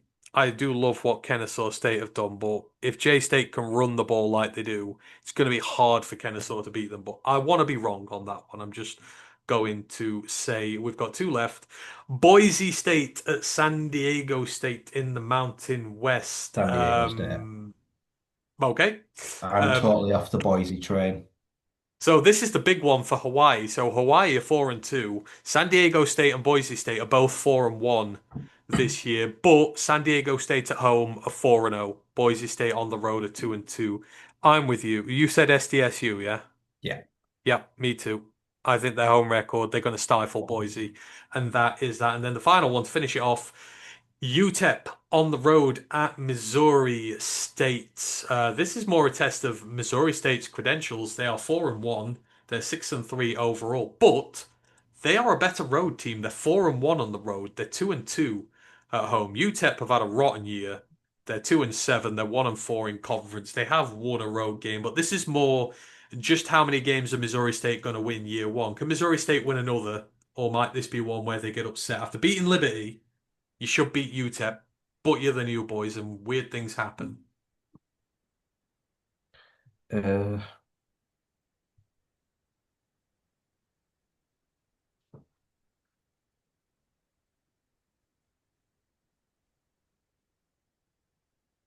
UTEP upset. I've got a UTEP upset as well because I said they were going to be in the title game, so I have to appear to keep backing them. Right, that is everything. There were two games last night. Kent State beat Akron 42 to 35. Western Michigan beat Ohio 17 to 13. In terms of the other ranked teams, Indiana are at home to Wisconsin. Texas A&M are at home to South Carolina. Alabama are at home to Oklahoma 4 to 11. I'm not assuming an upset there, right? Oklahoma not going to go to Alabama and win, are they? No. No, I didn't think so either. Texas Tech are at home to UCF. How many points do they put down on them? Because there's no chance of an upset in that one. Oh, 45 to 55. It's Indeed. Oregon are at home to the Minnesota Golden Gophers, so good luck to Mal Marker's crew. This is the interesting one. Notre Dame and Pittsburgh. Notre Dame are on the road to Pittsburgh. Now, Pittsburgh ranked 22nd, Notre Dame ninth. Pitt have just gone completely under the radar this year, but their defense is very legitimate, and they've got one of the best true freshman quarterbacks in the entire country in Heinzel. But this is going to be probably the biggest test he's ever had of his career. This is a big meter for this Pitt team, right? I didn't put it in the pick watch because I thought everyone was going to pick Notre Dame outright. Is there any chance Pittsburgh can upset them? I would love it because I don't want ND in the playoffs. I don't think they're good enough, but can they do it? They certainly could, yeah. It would not surprise me. Like I say, their defense is credible and they've got a freshman quarterback that's playing well above anyone expected him to this late in the season. No one expected him to see the field at all, No, let alone play this well. no, no. He's been tremendous. I hope Pittsburgh upset them. I do. NC State on the road to Miami Hurricanes. I hope we could play spoiler there. That could be the one that gets spoiled. Georgia Tech on the road to Boston College. If you can't win that, then just give up. Michigan on the road to Northwestern. Tennessee at home to New Mexico State. That's just one of those weird ones. South Florida playing Navy. Ooh, can Navy spoil the Goalesh's season? No, they'll No. slow Byron Brown, but they can't stop him. Yeah. Yeah. I don't think there's one there. I hope not. I want USF to win. And Cincinnati are at home to Arizona. Well, that's it in terms of the Yeah, I could ranked see an Arizona games. upset. Oh, could you? Oh, They've been playing very well recently. okay. That's intriguing. We'll have to see with that one. I don't think there's any other big games I want to mention. No, I think that's it. Ohio State are at home to UCLA. Old Miss are at home to Florida. Oh, could you imagine? No, no, no, no, it's not going to happen. Not going to happen. BYU at home to TCU. Utah on the road to Baylor. I think that's about it. No other big games in there. Yeah, that's about it. Anything else you want to mention? No, I think we're good. Right. Nope. That is us for the day. Thank you very much for being with us. It's been a bit of a long one as always, but we've got a lot to get through. So yeah, next shows. Um, the main Lions podcast will be back tomorrow. It is the Philadelphia Eagles preview. Fun. Going to be a good one for them. Me and Ryan will be back in a week. Ryan will be back with the second part of his players who are impressing him in future draft circles list. Obviously, don't forget to go and look up the ones he had this week. And of course, we'll be reviewing week 12 as well. And we're getting closer to the playoffs. So we'll keep going on with the playoff stuff. Just remains for me to thank Ryan. Appreciate you. You know where to find us. Roar of the Lions UK. And we are out of here. One pride.